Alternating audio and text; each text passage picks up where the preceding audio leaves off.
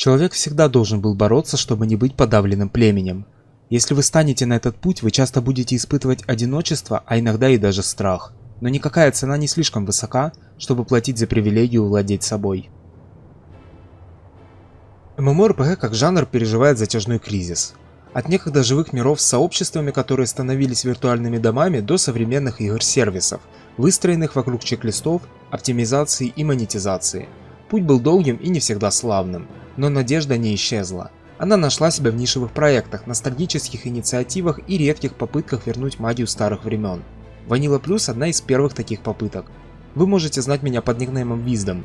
Я провел на этом сервере 5 лет своей жизни и теперь приглашаю вас в путешествие по волнам взлетов и падений данного проекта. Вернемся в 2020 год. Vanilla Plus был задуман как попытка исправить саму концепцию World of Warcraft. Разработчики спросили себя, а что если бы Blizzard продолжала развивать игру в духе ванилы, не идя в сторону TBC и последующих дополнений. Разработка началась примерно в 2018-м. В то время идея о пресловутом плюсе была в новинку. Для большинства игроков Vanilla это все еще обскурная версия всеми нами любимой игры. Интернет был полон слухов и историй о тех самых временах раннего Вова. Даже несмотря на то, что была возможность опробовать ту самую на различных приватных серверах, будь то Phoenix, Кронос и почившие на Stalrius или на более молодых проектах. В этом видео я не претендую на стопроцентную точность, но все же я хочу поделиться той информацией, которой владею, своими эмоциями и выплеснуть все то, что тревожит мою душу последние несколько лет. Vanilla Plus можно сопоставить с WoW Classic, но не как его клон, а как версию WoW, в которой дух оригинала сохранен и развернут вглубь, а не сжат в маркетинговую оболочку. Vanilla Plus это сервер для опытных игроков и для тех, кто готов становиться лучше. Проект изначально был создан 5 людьми, у которых сформировалось общее видение будущего проекта. Задумка была такая: взять ядро от Nostalrius, исправить неотполированные идеи оригинальной игры, добавить глубины игровому процессу, дать игрокам больше свободы в выборе билдов и спеков, доработать и вернуть в игру вырезанный контент, ну и конечно же развивать игру десятилетиями, постепенно добавляя все больше и больше новых подземелий, рейдов, фракций и лута. Vanilla Plus это живая попытка вернуть искру, что зажигалось в золотую эру этого жанра. Однако, несмотря на все эти сладострастные речи, сервер не на слуху. Что же могло пойти не так? Давайте разбираться. Пожалуй, начнем с самого большого плюса данного проекта – значительно переработанные классы. За основу были взяты ванильные оригинальные таланты, которые наполнились дизайнерскими решениями из БК и Лича с добавлением некоторых уникальных нововведений. И все это в рамках ванилы, с сохранением слабых и сильных сторон спеков, а также фундаментальных особенностей каждого класса. Если какому-то классу, не обладающему ранее сбитием коста, была добавлена такая возможность, то она или находится в талантах, зачастую в последних тирах, и выполнена на основе механик этого класса. Если паладинам и шаманам добавили таунт, он работает на основе печати или шока соответственно для сохранения духа оригинала. В дополнение было добавлено и переработано множество предметов, для того чтобы каждому спеку было что надеть под свой стиль игры. Каждый класс заиграл новыми красками. Основа дизайна – перестроить фундамент, лишь дополнив его необходимыми деталями и, возможно, добавив какой-нибудь интересный гиммик для разнообразия в геймплее. Не обошлось и без нерфов там, где это необходимо с точки зрения разработчиков. Например, Фури Воин был понерфлен так, чтобы пик его силы приходился на более позднюю точку в игре. Фуривар в синих шмотках не будет лучшим при рейд-выбором, а в эпиках ему будет сложнее соревноваться с другими классами. Однако итоговый результат игры за этот спек все еще довольно впечатляющий, но теперь он требует лучшего понимания игры, так же как и разрыв в силе с другими ДД был уменьшен. Некоторые более точечные изменения, такие как, например, замена плюс 25% урона оффхенда на плюс 5% к точности, тоже оттягивают неизбежную доминацию Фурика, но при этом дают больше разнообразия при взаимодействии с гиром персонажа и создании различных билдов для других спеков Вара. Вся эта экспозиция важна для понимания масштабов проделанной работы, ведь почти каждый талант у каждого класса, каждая способность, каждый предмет и каждый противник в игровом мире был пересмотрен при разработке данного проекта в попытке подарить игрокам более насыщенный опыт ванилы WoW.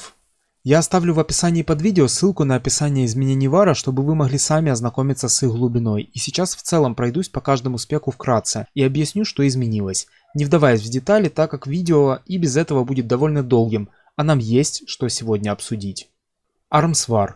Так как количество слотов дебафов на таргете было увеличено до 40, этот спек может успешно использоваться в ПВЕ. Теперь он может накладывать дебаф на цель, увеличивающий физический урон всему рейду, может ускорить откат собственных обилок и снизить их стоимость, а свипы более не ограничены стаками и работают со 100% эффективностью 20 секунд. Вкупе мы имеем самый сильный в игре AOE спек против 4 целей и серьезный саппорт-потенциал за счет бафа Thunderclap и пересмотренных начальных поинтов Фурика, позволяющих взять импрувнутый демо-шаут, который теперь снижает и магическую силу цели, без существенных потерь ДПСа.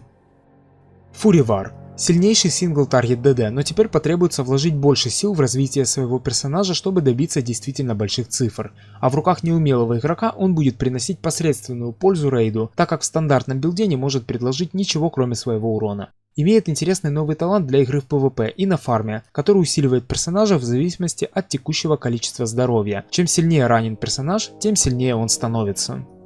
Протвар все так же лучший танк для сдерживания урона. Он имеет наибольшую выживаемость среди всех танков, однако требователен к гиру и довольно посредственный в наборе AOE трита за счет нерфов именно этого аспекта игры, даже несмотря на баф Thunderclap. Фурипрот спек, так любимый игроками, практически не играбелен из-за того, что урон боссов значительно увеличен. Однако теперь можно пикнуть любопытную сборку Arms прота за счет снижения кулдауна способностей, чтобы поддерживать аптайм блока щитом, базовая версия которого была понерфлена. Также было добавлено множество PvP утилити, связанного с использованием щита, подталкивая воинов к ситуативной смене оружия. Shield Slam теперь базовая билка, доступная всем воинам по умолчанию, и он диспелит с врага магию при ударе, а из TBC сюда перекочевал Shield Reflect.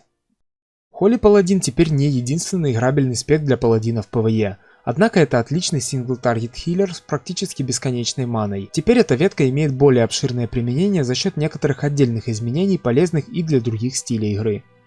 Прот Паладин. Полноценный танк. Обзавелся таунтом, который работает по законам печатей.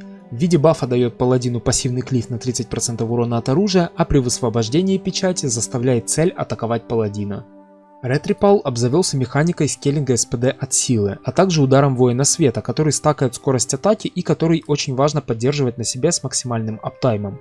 Отличается тем, что может эффективно раскрывать потенциал оружия с проковым магическим эффектом, что создает свой интерес в коллекционировании подобного оружия. Ну и очевидно, многие таланты были переработаны, как и у всех остальных спеков, чтобы требовать меньше поинтов, выглядеть более желанными и предоставлять игрокам вариативность в выборе стиля игры.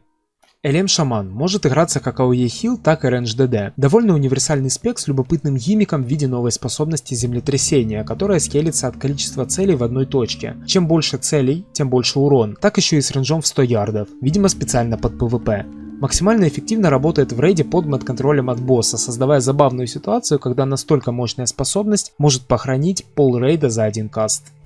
Я был там 3000 лет назад. Цепиш, Дуримар, бомба. Что такое? Франкис.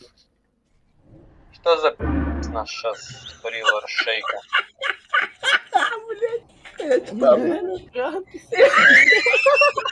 Ебанулся.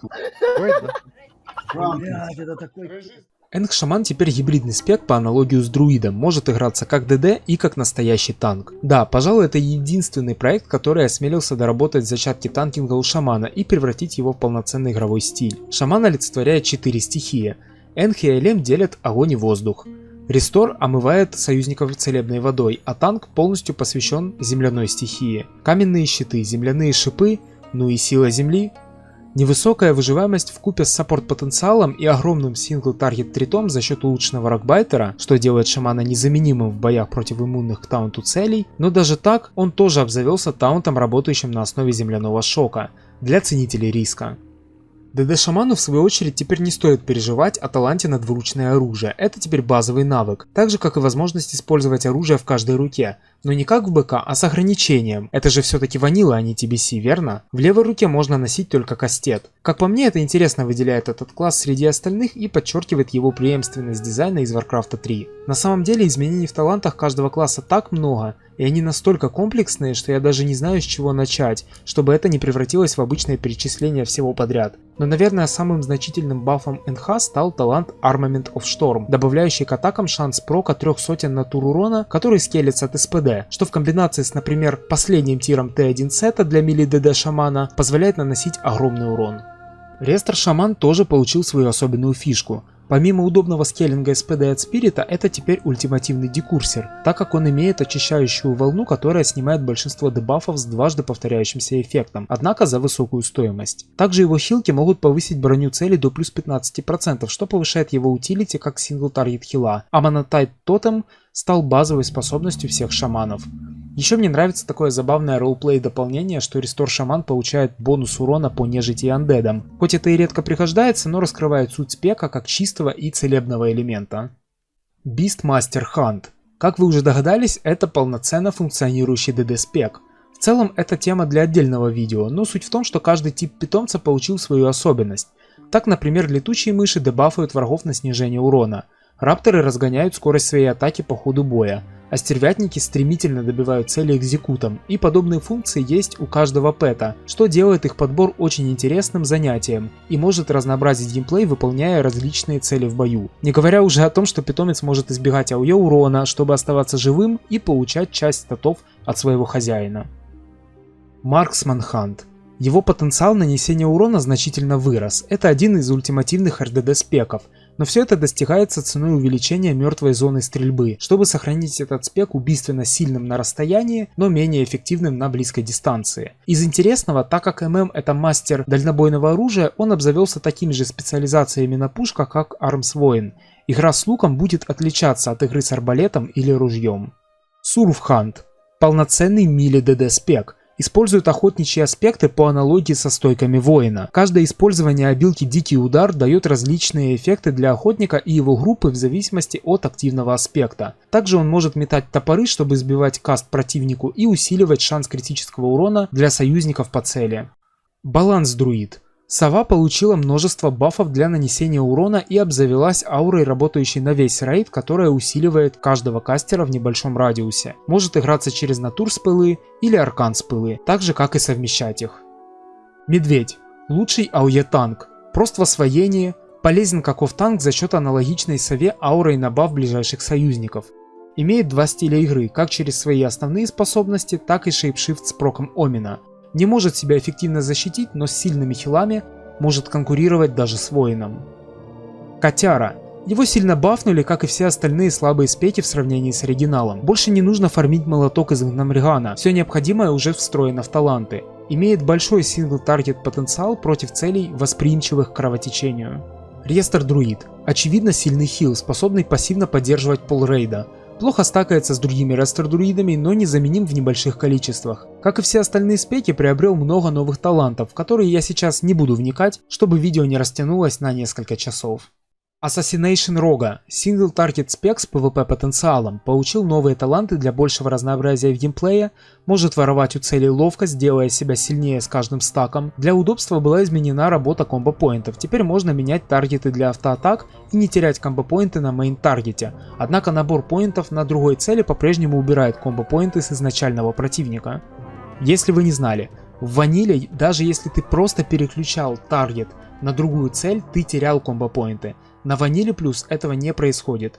Ты можешь держать комбо-поинты на определенной цели, но при этом тыкать по другим таргетам. Здесь эту фундаментальную механику разбойника упростили и сделали более удобной. Комбат Рога. Многие таланты уже стандартно были дополнены, ведь нужно как-то догонять Фурика, верно? Из самого интересного, разбойники теперь могут использовать и топоры. Таланты, очевидно, обновлены под это нововведение. Саб Рога. Все так же преимущественно PvP спек. Может саппортить в ПВЕ с помощью Хеморрейджа. Из интересного получил талант, который позволяет атаками выжигать врагу ману и наносить дополнительный урон темной магией. Аркан Маг. Очень качественный ДД спек. Имеет встроенный саппорт-потенциал, очень простой билд и ротацию. Отлично скелется от интеллекта, хорошо себя проявляет в руках любого игрока за счет чистой силы магии и простоты. Обратная сторона медали. Радиус аркан Мислов ограничен 25 ярдами и не может быть увеличен, поэтому требует особенного подхода в боях, что придает спеку уникальности и характера. Фаермаг. Все так же сильнейший спек, который тяжело разогнать и который все так же слабо играбелен в Molten Core и БВЛ. Обзавелся интересной особенностью в виде клива, позволяющего кидать фаерболы в два таргета одновременно. Выглядит это впечатляюще. Фростмаг. Таланты были значительно перетасованы. Бонус к криту опущен вглубь ветки, а айсблок наоборот, ближе к началу, чтобы искушать и другие спеки этой сейв-обилкой. Усилен утилити потенциал. Есть новая способность, позволяющая вешать на себя или союзников ледяное зеркало, отбивающее заклинание в течение 5 секунд, а ледяной барьер можно использовать чаще. АОЕ фарм потенциал слегка понерфлен, поэтому катить десятки мобов теперь более опасная затея, требующая еще большей осторожности, чем раньше. Также добавлены всякие РП-филлерные талантики, например хрупкость, которая увеличивает получаемый физический урон, но снижает входящий магический урон. В последнем патче даже добавили новую способность в виде инстантной пулялы, запускающей 4 ледяных копья во врага. Как по мне, эта способность закрывает слишком много потребностей мага на данный момент и слишком сильно выделяется своей универсальностью из общей картины проекта. Мне кажется, скоро ее понерфят, а может быть даже ревертнут, хотя я в этом очень сомневаюсь. ДЦ Прист. На данный момент будто бы это метовый спек для хила за счет бонуса к скорости каста на 25%. Но помимо этого, теперь у Приста есть доступ к полноценному ДД спеку через Холи урон, смайтеру, благодаря новым талантам и ауре паладина на дополнительный урон от магии света. ШП теперь не единственный способ отвлечься от хилинга. Holy Priest. В основном это саппорт-спек для увеличения брони своих целей, аналогично шаману. Желательно иметь такого приста в рейде, но также этот спек имеет множество полезных отдельных талантов и для других стилей игры. Это же ванила, здесь решают не спеки как таковые, а конкретные билды и комбинации талантов. ШП. ДД спек, с которым стоит считаться. Ему тяжело тягаться по урону с другими классами, но он имеет утилити в виде пассивного отхила своей группы в зависимости от нанесенного урона, а также эффективен в ПВП. Афли Варлок. Преимущественно ПВП или саппорт спек, но при должном упорстве может хорошо себя проявить в затяжных ПВЕ боях. Получил возможность создавать проклятую зону на земле, снижающую получаемый отхил стоящих к ней целей, и последним талантом увеличивает частоту тиков от проклятий и болезней, что заставляет противников гнить с огромной скоростью.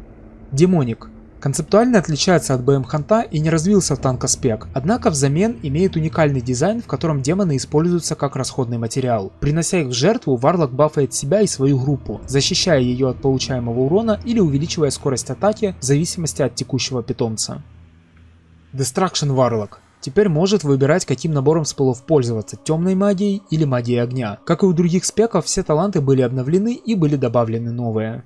В итоге, каждый спек получил глобальный пересмотр талантов и эффективности. Что-то было понерфлено, что-то заменено, но в целом все изменения нацелены на углубление геймплея, на усложнение выбора лучших талантов, более грамотного математического баланса между классами и качественного улучшения фэнтези составляющей различных игровых стилей. На уже существующий скелет ванилы было нарощено больше мяса, чтобы игра на старых механиках чувствовалась более глубоко и свежо, но при этом аутентично и в соответствии с усложненными подземельями и рейдами.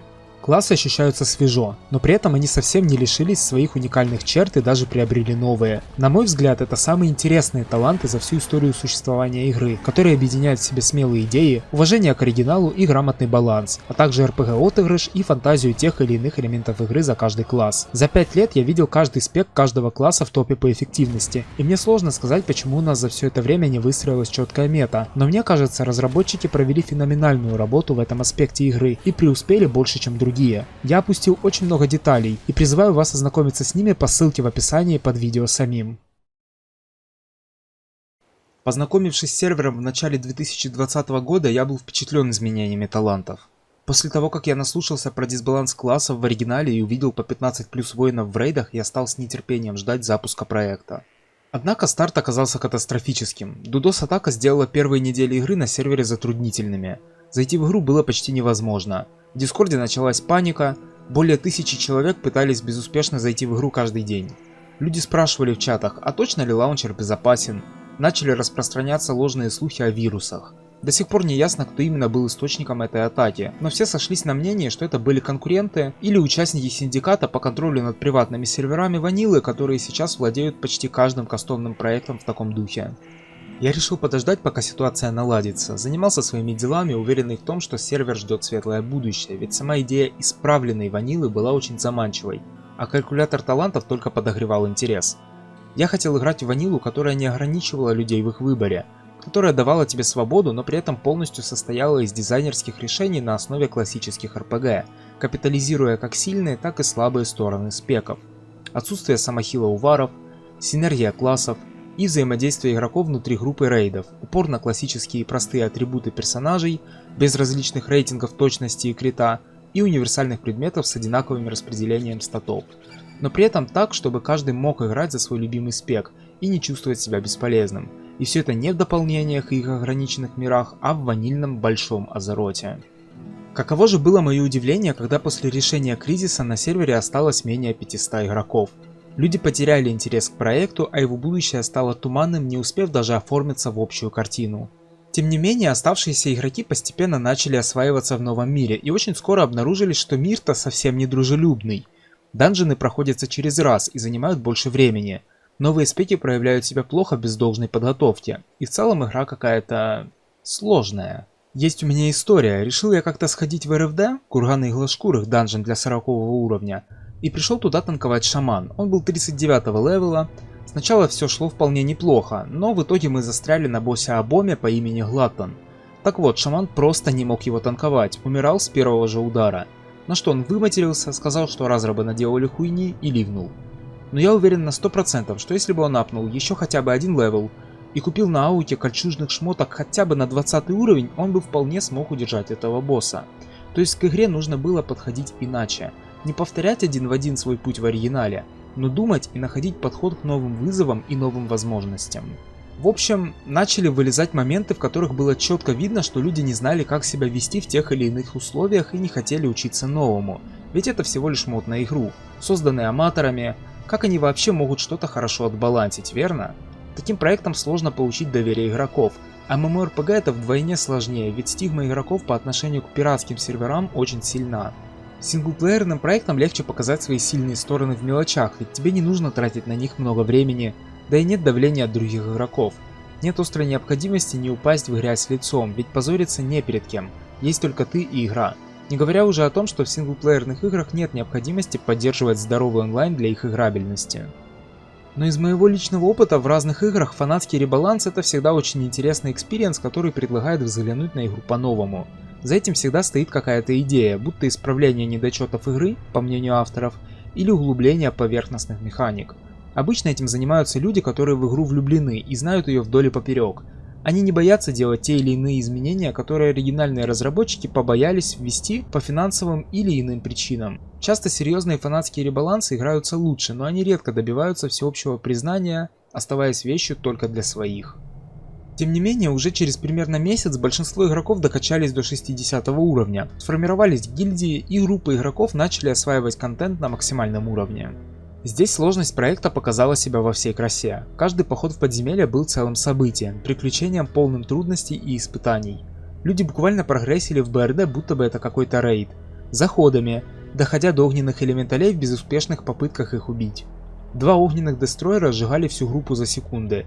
Каждый пул давался с большим трудом, и иногда приходилось с позором вливать из данжа и идти собирать фаер-резист шмотки, чтобы добиться цифры близкой хотя бы к 200 для танка и 100+ для ДД. Стратхольм в принципе не давался никому.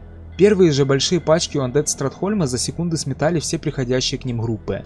Игроки сделали все возможное, чтобы собрать фаер-резист, залутаться в БРД и лучше подготовиться к страту. Фармили реги и репутации, пили химию и крафтили даже самые захудалые синие шмотки и не для того, чтобы обогнать кого-то по ДПСу, а чтобы реально хотя бы пройти данж.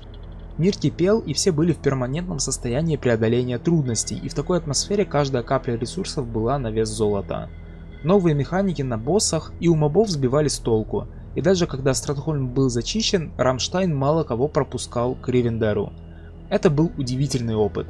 Он полностью отличался от того, что я получил на Носталриусе и на запуске классики 2019 года, и этот опыт изменил меня навсегда. Я, конечно, был наслышан историей о том, как было тогда, в 2005 году. Сам я познакомился с WoW еще в детстве, году в 2008, с Лича. Играть я тогда стабильно не мог, ведь интернета у меня дома не было, но я играл, когда приходил к брату в гости, что было редкостью. Самолично я начал знакомиться с WoW уже в 2012. Играл я тогда на Сирусе, который тогда еще назывался Scourge. Там еще не было ни круток, ни категорий и в помине. Игрой это было сложно назвать, я просто проводил время в игре, качая разных персонажей и занимаясь всякой ерундой. Затем, уже в 2014 году я перешел на официальный сервер и попал как раз под выход дополнения Warlords of Draenor и играл на ритейле вплоть до Shadowlands. Но тогда я начал осознавать, что мне идея Вова будто бы нравится, а вот сама игра особых эмоций почему-то не вызывает. И с этого момента начался мой спуск в кроличью нору. Я услышал про ванилу, про тот самый Warcraft с огромным загадочным миром, сложной прокачкой, сложными подземельями, уникальными предметами, неполноценными, но колоритными классами, бурным ПВП и зубодробительными рейдами, под которые нужно было месяцами собирать гир с резистами и ходить туда аж в 40 человек, будто бы вы какая-то армия. Меня такие полумифические истории завлекли, и я решил попробовать поиграть в ванилу на приватных серверах. Затем я запрыгнул на Валькирию. Что забавно, сервер в то время находился в такой же ситуации, как Ванила Плюс. Проектное издыхание, вся популяция сервера ходит в один рейд, в котором все всех знают. Что бы я тогда понимал, но теперь я знаю, каково это заходить на незаселенный проект и быть в полной растерянности. Но как каждый уважающий себя хомячок, я пошел на Носталриус, ведь там все. Это мегаполис от мира ванильных серверов, и меня туда манила жизнь в большом городе и ордынская мечта. И мне очень понравилось. Я качал разных персонажей и пробовал разные классы. Изучал игру в течение полугода, но огромное количество людей и онлайн в 10 тысяч меня постепенно все сильнее и сильнее раздражали. Квесты было сложно выполнять, умереть было практически невозможно, ведь вокруг тучи игроков, которые по доброте душевной всегда добьют твоего моба. Элитные зоны были на постоянном фарме, а элитные квесты всегда на изи делались группой в 5 человек. Данжи были в меру сложными, и я получал от игры удовольствие. Но тогда я понял, что Ност перенаселен и игра работает неправильно, не так, как задумывалось. Тогда я узнал о том, что WoW разрабатывался под сервера на максимум 2000 игроков, и под конец жизни Носта, когда по вечерам было невозможно зайти в игру без очереди, я перестал там играть, так и не сходив ни в один рейд на максимальном уровне. Затем сервер закрылся, и над ванилой повисла тишина. Я вернулся в ритейл. Это было начало или середина БФА. Я получал от игры определенное удовольствие, но азритовая шея, азритовые силы, локалки, различные дейлики начали меня уже порядочно утомлять, а однообразность шмоток и геймплея за разные классы после ванилы меня уже не торкали. Я начал слышать разговоры о том, как было бы круто, если бы Blizzard в свое время не выбрали концепцию дополнений, а продолжили бы развивать ванилу. Или какой бы была игра, если бы Blizzard сейчас перезапустила ванилу и начали ее развивать отдельно от ритейла. Как это буквально в то же время сделали Jagex, разработчики RuneScape. И тут мне попался трейлер Ванилы Плюс и интервью с разработчиками на канале Тернистая долина. И я понял, что это оно. И я начал аккуратно ждать выход этого проекта. Потом заанонсили классику от Blizzard. Я ее тоже ждал. Я начал играть в нее с первых же секунд открытия серверов. С первых очередей, и я получил опыт примерно такой же, как на Носталриусе. Но это было совсем не как те рассказы, которые я слышал о ваниле. Я взял 60 уровень за недель 6, никуда не торопился, записался в свой первый рейд в Molten Core. Народу была тьма, миллиард гильдий, в моей гильдии было 4 статика. Я записался в третий через Google таблицу, пришел в рейд и мы его прошли за 2 часа без каких-либо трудностей. Я ничего даже понять не успел, тактики не объяснили, шмот мой не проверили. Для меня все это было в новинку. Помню, что кричали что-то о том, что не надо ауешить фаерспавнов, а я все понять не мог, да почему их нельзя ауешить, или что-то в этом роде. Но не спрашивал особо вопросов, потому что мне было и так сложно поспевать за рейдом и разбираться в своей ротации Завара. Мне тогда все еще было очень непривычно переключать стойки, играл я Завара, считай, в первый раз. В общем, все прошло сумбурно, и я не почувствовал ничего. Это было будто ЛФР пройти в ритейле. Мне абсолютно не понравился данный расклад. Я не этого ожидал. Я был разочарован и перестал играть после этого рейда. Хуй упал, завяли помидоры.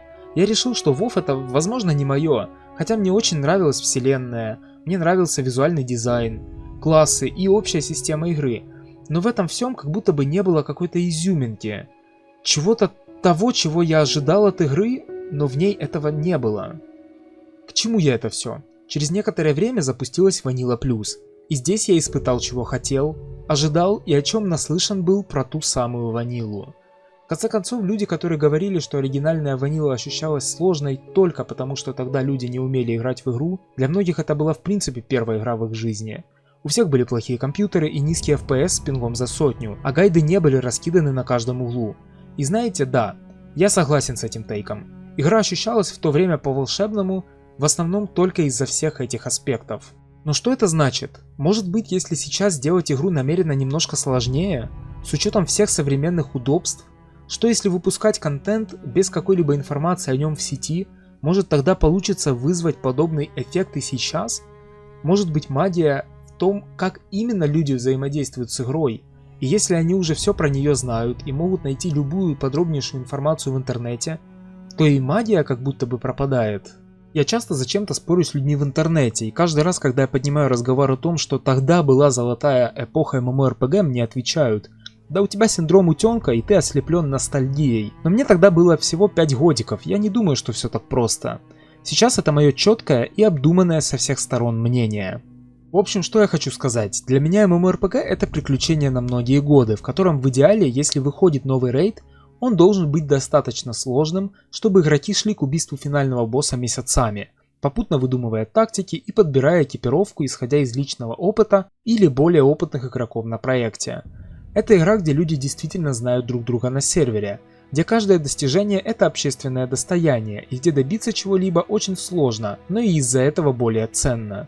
Где между хорошим и плохим игроком целая пропасть, которая проявляется не только в том, с какой скоростью они проходят рейд, а будет ли рейд пройден в принципе. Такими игры были в золотые годы MMORPG, это начало и середина нулевых. В то время мне было меньше 6 лет, и я не мог поучаствовать в подобном экспириенсе, до того как MMORPG упростились, стали доступнее и по сути из уникального опыта стали обычными играми, когда люди уже поняли и расшифровали блупринт этого жанра до мельчайших деталей. V+ это единственный сервер, на котором я смог получить подобный опыт, и поэтому я буду защищать его до последнего. Это единственный проект, который не побоялся бросить вызов своей аудитории, за что и поплатился. Знаете, мне это напоминает ситуацию с игрой WildStar, которая разрабатывалась в том числе ветеранами Blizzard и вышла в 2014 году, при этом основываясь на дизайне MMORPG 2000-х. И то ли из-за своего визуального стиля и сеттинга, то ли из-за этого самого геймдизайна с оттюнами крейдом и высокой сложностью контента, она умерла и сервера были закрыты. При этом все активные игроки WildStar очень тепло отзывались о своем опыте в этой игре, однако она не сыскала нужной популярности. Тем не менее, касательно Vanilla Plus, я не знаю ни одного другого места, где подобный опыт был бы для меня возможен хотя бы примерно. В типичной MMORPG сейчас или достаточно легкий контент для того, чтобы не раздражать игроков, что приводит к фокусу на скорости прохождения контента, чем на факте самого его прохождения, либо вся доступная информация уже есть в интернете, что вульгаризирует игровой опыт. Тактики, билды, гайды. Казалось бы, ну играй ты в актуал или в сот, но к сожалению этот мир не идеален, и информация оттуда вытекает через тестовый реалм еще до того, как контент откроется на лайв-серверах. Тем более, что сот это сезонный проект, а сезонность мне как любителю MMORPG претит. Вы или серьезно играете на проекте, потому что это целый отдельный мир, или же зачем это все? За 2 года комьюнити не успевают прожить все свои циклы и столкнуться с достаточным количеством кризисов, которые и являются самой интересной частью MMORPG на мой взгляд. Очень интересно собираться все вместе и решать проблемы, но уже не так интересно преодолевать трудности и фармить что-то на скорость с минимальной вероятностью на ошибку, потому что каждый бой сводится к секундам, а через год или 2 этот виртуальный мир гарантированно прекратит свое существование. И потому что этот мир не идеален, не идеально и Vanilla Plus. Но то, какую идею он транслирует своим существованием, у меня вызывает уважение, поэтому я играю именно здесь. Чё он такой? Ебанутый. Vanilla Plus никогда не имела настоящего продвижения или рекламных кампаний. Ни крупных ютуберов, ни партнерств, ни медийных фигур за некоторыми исключениями. Это, если так можно выразиться, инди-проект. Просто 5 друзей собрались и пилят свой сервер мечты. Мне нравится их подход. За всеми изменениями стоит определенная логика, которую легко понять, но с ней, к сожалению, также легко и не согласиться. Однако видно, что сил в проект было вложено очень много. Много было вложено любви и эмоций, а также глупости и неосторожности. Точно так же, как не принято сравнивать AAA игры и проекты, разработанные маленькими командами, потому что между ними огромная пропасть в ресурсах, также и невозможно сравнивать Vanilla Plus с тем же Ascension, Turtle или Epoch. Vanilla Plus однозначно гораздо более мелкий проект в сравнении с ними. Если на запуске это не было так очевидно, то спустя 5 лет я четко вижу, что размер просто несопоставим. Я имею в виду не онлайн, а именно саму команду разработки и наличие спонсоров. Если честно, мне очень сложно делать это видео, пересматривая все старые логи, анонсы, сообщения, скриншоты и диалоги. Я вижу, что этот сервер это нечто особенное, но ему постоянно что-то мешало. Неоптимальные решения разработчиков, завышенные ожидания игроков, отсутствие мотивированных рейд-лидеров и просто невезение. Так мы можем увидеть, что на релизе в проекте был крайне заинтересован Вол, который сейчас делает свой собственный проект Volcraft. Называть проект своим никнеймом это, кстати, признак мании величия. Команда разработки Vanilla Plus была в 2 раза больше, но при этом на старых скриншотах я и сейчас вижу некоторые старые знакомые никнеймы, и меня радует, что остались люди, которые играют с самого старта проекта до сих пор. Мы четко можем проследить, что прохождение первого ЛБРС заняло 30 дней с запуска сервера. Первый БРД был пройден на следующий день. Первый Стратхольм был зачищен еще спустя неделю. Поэтому не всем игрокам местный контент был не по зубам. Должная подготовка и понимание игры все делало вполне посильным и проходимым. Разработчики спустя много лет скажут, что не ожидали, что привлекут такую широкую аудиторию, и они хотели бы вовлечения более скилловых игроков. Вот только скилловым игрокам очень сложно угодить. Они все знают лучше всех и могут найти гораздо больше разногласий в решениях разработчиков, чем рядовой игрок. А не всем рядовым игрокам местная сложность оказалась по зубам. Тем не менее, сервер держится молодцом уже 5-й год. Многие проекты за это время закрылись, многие проекты, посмотрев на Vanilla Plus, решили открываться позже, чтобы не повторить ее ошибок. Сложно быть первопроходцем. Но правда в том, что Vanilla Plus — это первый проект, рискнувший так смело переделать столь масштабную и чувствительную к изменениям игру в жанре MMORPG. С первых рейдов на 40 человек они не прекращались более чем на несколько месяцев. Были времена, когда сервер был буквально мертв. В день не заходило даже более 5 человек, но со временем игроки все-таки начали возвращаться, и органичным способом рейдинг возобновился. Все дороги в итоге ведут на Vanilla Plus. Даже у меня были разногласия с руководством проекта. Уже спустя почти 3 месяца после релиза разработчики добавили донатный магазин, хотя обещали этого не делать, но видимо ожидания от проекта были завышены не только у игроков. И мерзенький такой шоп был. Нет, там не было покупки экипировки и сейчас нету, но местные итемы на смену талантов в любом месте или робот для починки не имели кулдауна и абузились каждым донатером, что просто вывело меня из себя, и я дропнул сервер на полгода. Это был второй существенный просчет разработчиков помимо слабой защиты от Дудоса, который уже во 2-й раз подкосил проект. Но я потыкался в разные MMORPG, такие как RuneScape, TESO, FF14, Retail, Mortal Online, Guild Wars 2, но ничего не попадало в нерв. Все было не то. Эти популярные MMORPG ощущались как партия аттракционов, но не мир, который жаждет, чтобы я его завоевал. Когда я вернулся на Vanilla Plus спустя полгода, это было уже примерно на 9-й месяц жизни сервера, я обнаружил, что донатный магазин был значительно понерфлен. Предметы оттуда обзавелись приличным кулдауном и некоторыми другими ограничениями, так что они больше не режут глаза так сильно, поэтому я решил остаться и играю здесь до сих пор. На данный момент устраиваются рейды на 40 человек каждые выходные, без перерывов на английском языке. Люди ходят в подземелья каждый вечер, и я сам стараюсь устраивать мини-рейды хотя бы раз в неделю на русском. Есть чем заняться и с кем поиграть, а обновленные таланты и прочие нововведения в геймплее удерживают мое внимание до сих пор. Забавно вышло, что именно русскоязычные игроки составляли большую часть популяции сервера с самого начала. Возможно, это все вклад Варгула, так как он, наверное, единственный, кто действительно обратил хоть какое-то внимание на проект еще до его выхода. Со стороны Альянса с самого начала была гильдия Месмерайз с Ульфом во главе. Для людей, знакомых со сценой приватных серверов, Vanilla это, наверное, должно что-то значить. Эти ребята играли еще на Фениксе 1000 лет тому назад и выбрали Vanilla Plus своим последним оплотом. Хотя сейчас я понимаю, что не так на самом деле много игроков оттуда решили вообще поиграть на этом сервере. Но именно они и были основной ру-гильдией на синей фракции.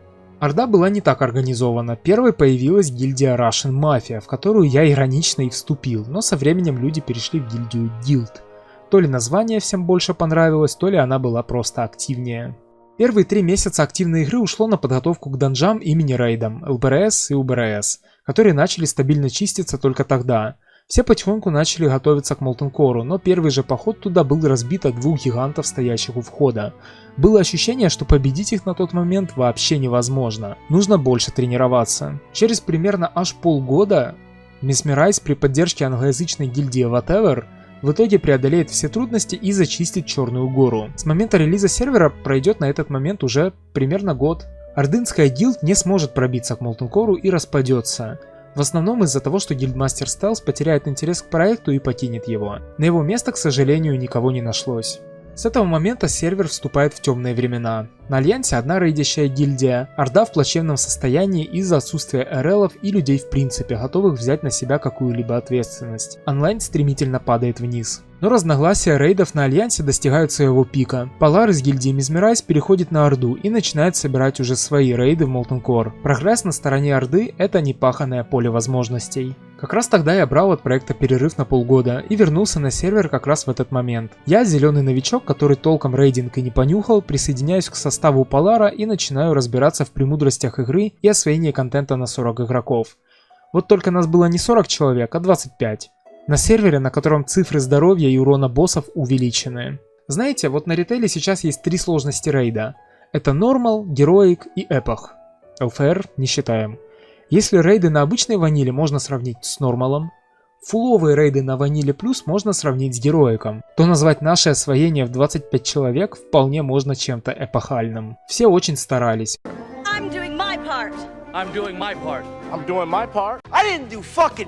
Фармили R14, как мы тогда шутили, что R14 это пререйд биз, химию и пытались выжать максимум из доступных возможностей. И в итоге месяцев усилий мы прошли пол Molten Core, но уперлись в итоге в Галимага и Сульфурона. Эти боссы были просто на голову выше предыдущих. Однако в какой-то момент Polar отпустил бразды правления, и на Орде наступило второе затишье. Тем не менее, в этот раз их подхватил Эфедрин, а я поднабрался опыта и старался ему немного помогать, чтобы вся ответственность не скапливалась в одном месте. У Орды появилось второе дыхание, и в этот раз у нас на сервере даже оказалось 2 рейдящих гильдии параллельно, на обеих фракциях. В то время на Альянс рейды водил Золгинд из Мизмерайз. Где-то тогда включили кросс-фракцию. Мы походили в его рейды, а потом сосредоточились на своих. Кросс-фракцию через время выключили, чтобы потом ее снова вернуть, когда у Орды была очередная черная полоса. Но я считаю, что это только повредило проекту в тот момент. Орда могла пережить этот период, но разработчики решили, что лучше не рисковать. Однако я не думаю, что это было правильным решением. У нас тогда еще были споры по поводу того, у кого рейды лучше. У Золгинда, потому что его рейд был эффективнее, или у нас, потому что рейды проходили в более свободной атмосфере. Каждый решал это для себя. Было трудно. Опыта в рейд-лидинге у нас не было, но Орда старалась изо всех сил. Мы потеряли несколько людей, которые перешли на Альянс, но в конце концов черная полоса сменилась белой, и у нас стабилизировалось 2 рейда на обоих фракциях. Я считаю это время золотым веком Ванилы Плюс, и без вклада Стелса, Полара, Эфедрина и вообще всех рейдеров мы бы здесь не оказались. Вы крутые. Мои слова воспринимайте, пожалуйста, с долей скепсиса. Я не помню точных дат и могу путать некоторые события, но все равно хочу запечатлеть хотя бы призрак тех времен в истории. Затем Золгинд прекратил водить рейды, а потом со стороны Орды и Эфедрин. Пришлось мне пробоваться на роль Эрела, и я со смелостью взял эту ношу и немножечко охуел от того, насколько же морально сложно этим заниматься. Получалось у меня сносно, но не более. Однако я продлил жизнь рейдинг-сцены еще, например, на год. Однако наши русскоязычные рейды постепенно угасали, и где-то здесь произошел бум онлайна Хамстервилла. Известный в узких кругах ютубер заметил Ванилу Плюс и выпустил на нее обзор. В связи с этим органически появился новый англоязычный рейд, который ввел Бицеп. И то ли на нашем опыте, то ли просто так сложилась ситуация, но их рейды проходили крайне успешно. Я решил умыть руки от вождения крупных рейдов на 40 человек и не горжусь этим решением. Я сбежал. Я струсил. Но как раз на это время у меня припали сложные жизненные обстоятельства, и я полностью положился на англоязычный рейд гильдии Вальгалла, а затем Коуп. Играл с ними и решал жизненные вопросы, беря от игры перерывы по несколько месяцев. В заключение хочу сказать спасибо всем, кто проводил со мной время на данном сервере, кто брал на себя ответственность и ради кого эту ответственность стоило брать. Мой личный опыт здесь был очень важным, поучительным и незабываемым. Я уверен, что играя на обычном комфортном сервере без социальных особенностей и трудностей, я бы не попробовал, что такое гильдмастеринг и рейд-лидинг. Но теперь я знаю, насколько это трудно и на самом деле интересно. В общем и целом я могу выделить самые сильные аспекты Ванилы Плюс. Первое – это гибкость классов. Большинство способностей и талантов были изменены с внимательностью к деталям, чтобы привнести больше разнообразия в классовую систему игры. Больше не нужно следовать сформированным билдам из интернета, чтобы получить свое место в рейде. Необходимо переосмыслить привычные специализации и много экспериментировать, а также общаться с другими игроками на проекте, чтобы разобраться во всех тонкостях новых веток талантов. Многие специализации, которые были не жизнеспособны в базовом ванильном WoW, были существенно переработаны. Holiday the Priest, Шаман-танк, Мили-ханты и другие теперь являются жизнеспособными и продуманными спеками сами по себе. Деревья талантов были достаточно перетасованы, чтобы разрушить существующие шаблонные билды и дать возможность игрокам быть креативными за счет увеличенного количества выборов, при этом сохранив изначальный дизайн класса и развив то, что оригинальные разработчики бросили на полпути. Второе. Так как Vanilla Plus это PvP сервер, были приложены определенные усилия и чтобы освежить этот контент. На Варсонге и Арате были добавлены дополнительные объекты там, где это уместно. Комнаты с флагами заставлены припасами, центр карты завален обломками осадных машин, а реки теперь можно проходить вброд. Это открывает новые возможности и тактики, чтобы освежить опыт PvP на классических БГ. Также на сервере есть абсолютно новый Battleground на 40 игроков, который на данный момент выполняет роль Альтерака. Это кратер Ашшары, БГ в стиле моба, на котором корпус Жар-Птицы со стороны Альянса противостоит оперативникам Гремучей Змеи со стороны Орды в битве за Ашшарит, ценный ресурс, добываемый в этой локации. В плане геймплея БГ скорее ближе к комбинации Альтерака и Арати. Есть один лайн, по которому постоянно циркулируют крипы. Главная задача сжигать башни одна за другой и убить командира вражеской фракции, который становится слабее с каждой сожженной башней. Но есть твист в виде ущелья с дополнительным кладбищем, которое выступает плацдармом для давления на оппонента. Помимо этого, крипы роняют окровавленные монеты, за которые игроки могут покупать уникальные для этого места предметы, необходимые для победы. За репутацию с фракцией кратера каждый класс может получить особый тринкет с интересными или не очень эффектами, а также определенные награды синего и эпического качества по аналогии с другими батлграундами. Ну и арена. Никто такого не ожидал, но теперь здесь есть функционирующая арена. Была взята бета-версия арены Черной горы, но ее механика выполнена по заветам дизайна ванилы. На ней можно пить химию, однако при заходе на арену все ваши бафы очищаются, как и по окончанию боя, поэтому все, что выпито на арене, остается на арене. Там есть зоны с огненными ловушками, никаких механик для ограничения длительности боя нет, но классы задизайнены на быстрые стычки, а не затяжные схватки. В плане реализации это по факту БГ. Никакой системы ММР и сезонов не задумывалась специально, однако фракция для прокачки с репутацией сделана хитрым образом. Каждый брекет репутации, нейтрал, френдли, реверет, хонорет сражается со своим брекетом, что выполняет функцию рейтинга. За победу ты получаешь репутацию, за поражение теряешь. Награды за репутацию крайне сильные и полезные для всех типов контента. Все-таки в ваниле PvP и PvE это неразрывные части игры, в отличие от того, как эти аспекты разделяли в будущих дополнениях. Ну и говоря о неразрывности аспектов игры, на Vanilla Plus расширено применение марок за участие в PvP. Теперь их можно тратить не только на обмен на дополнительный хонор, но и на золото и даже на двухчасовые фласки. 3 марки конкретного БГ можно обменять на 5 золотых монет у входа на это самое БГ, а 30 марок меняются на любую фласку на выбор. Это подталкивает незаинтересованных в PvP игроков все-таки попробовать этот аспект игры и получить приятную награду. Так и делает БГ более насыщенным игроками, ведь всем на сервере есть повод их посещать, как PvE драконам, так и R14 игрокам, которые уже все давно нафармили. Так как онлайн на сервере невысокий, для дополнительной мотивации стоящие в очереди на БГ игроки пассивно получают марки примерно раз в 45 минут, а на БГ можно записаться в любом месте. Это делает батлграунды более важной частью игры, в которой есть смысл участвовать каждому игроку. Помимо этих изменений в игровом мире были добавлены дополнительные поводы сражаться с игроками. Так башни в Чумных землях дают свои определенные бафы для всех игроков своей фракции на всю локацию, а песок в Селитусе дополнительно награждает игрока хонором, что в теории подталкивает заниматься PvP и здесь. В общем, разработчиками было предпринято много шагов, чтобы PvP было более насыщенным и активным.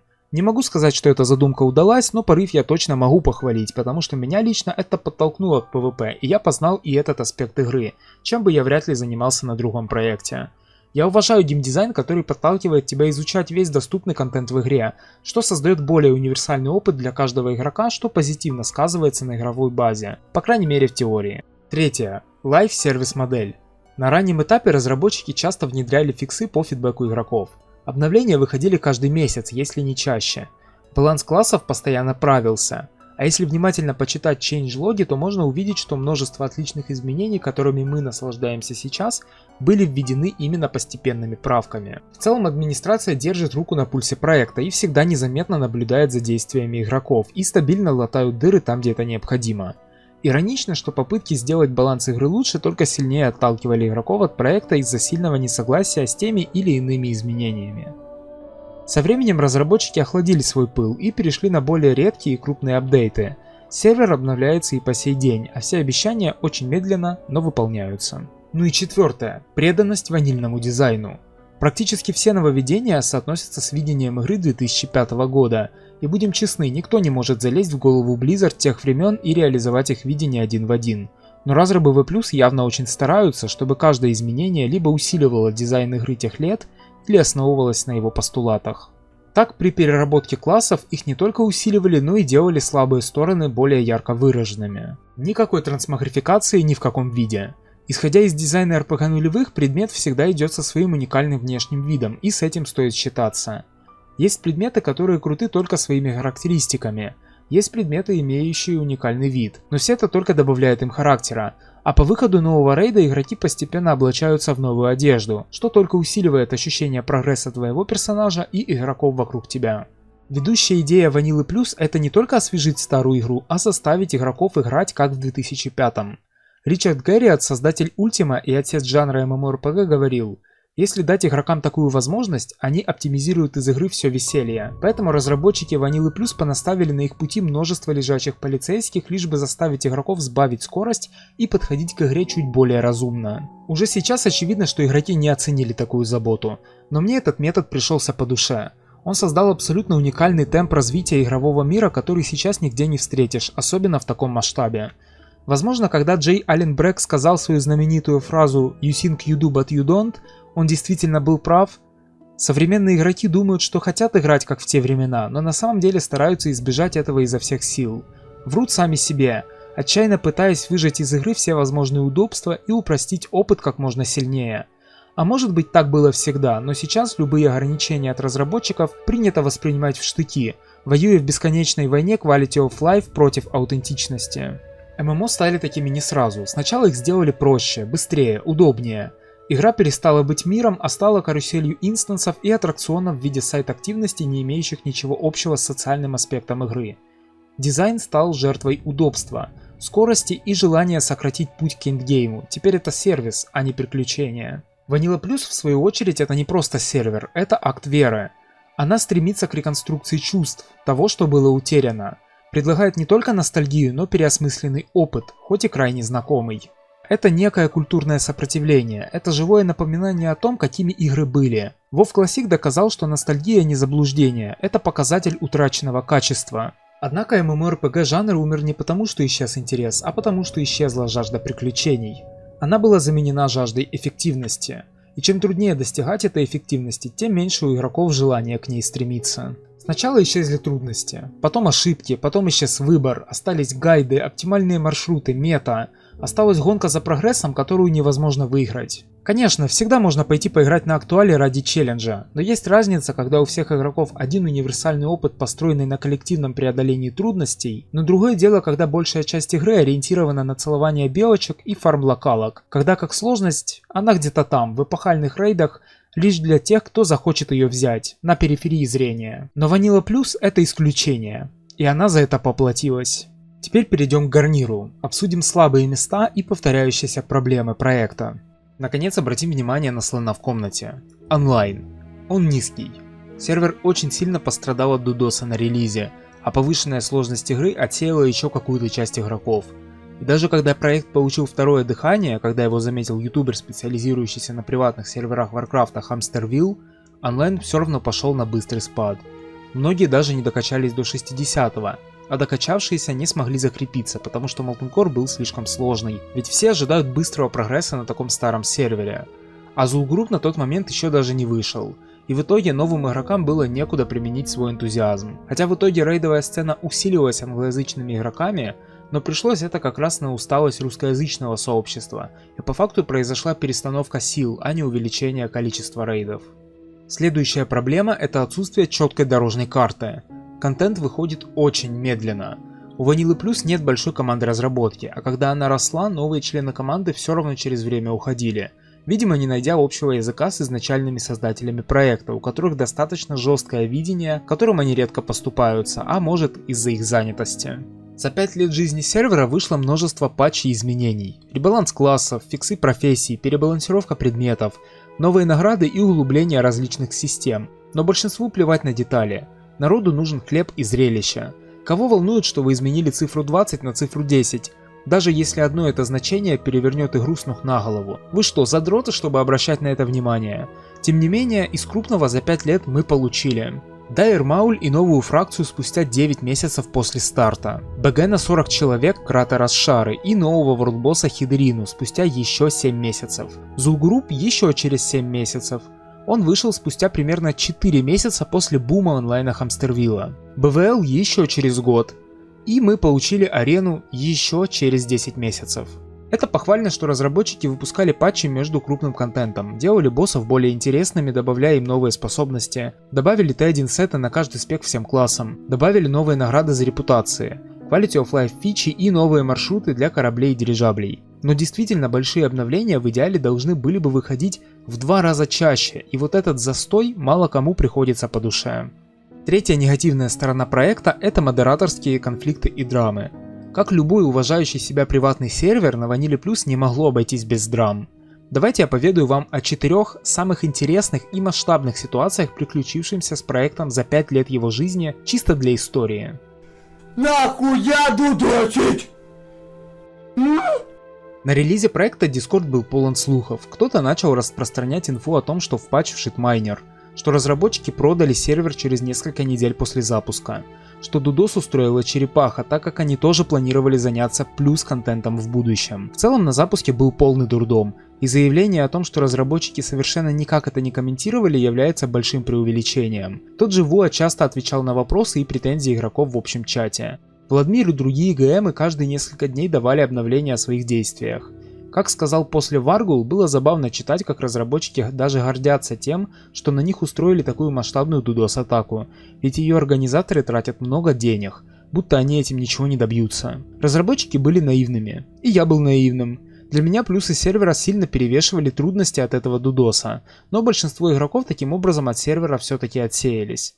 Vanilla Plus потеряла больше половины всех заинтересованных в проекте игроков впоследствии этой атаки. Могу поздравить тех, кто стоял за этим. Они добились своего. Точная и расчетливая DDoS-атака с самого начала нанесла сокрушительный урон этому проекту. Ну и разработчики тоже молодцы, думали, что пройдут мимо радаров самым амбициозным на то время проектом. Через 3 недели после запуска команда обновила серверную структуру и смогла защитить себя от DDoS.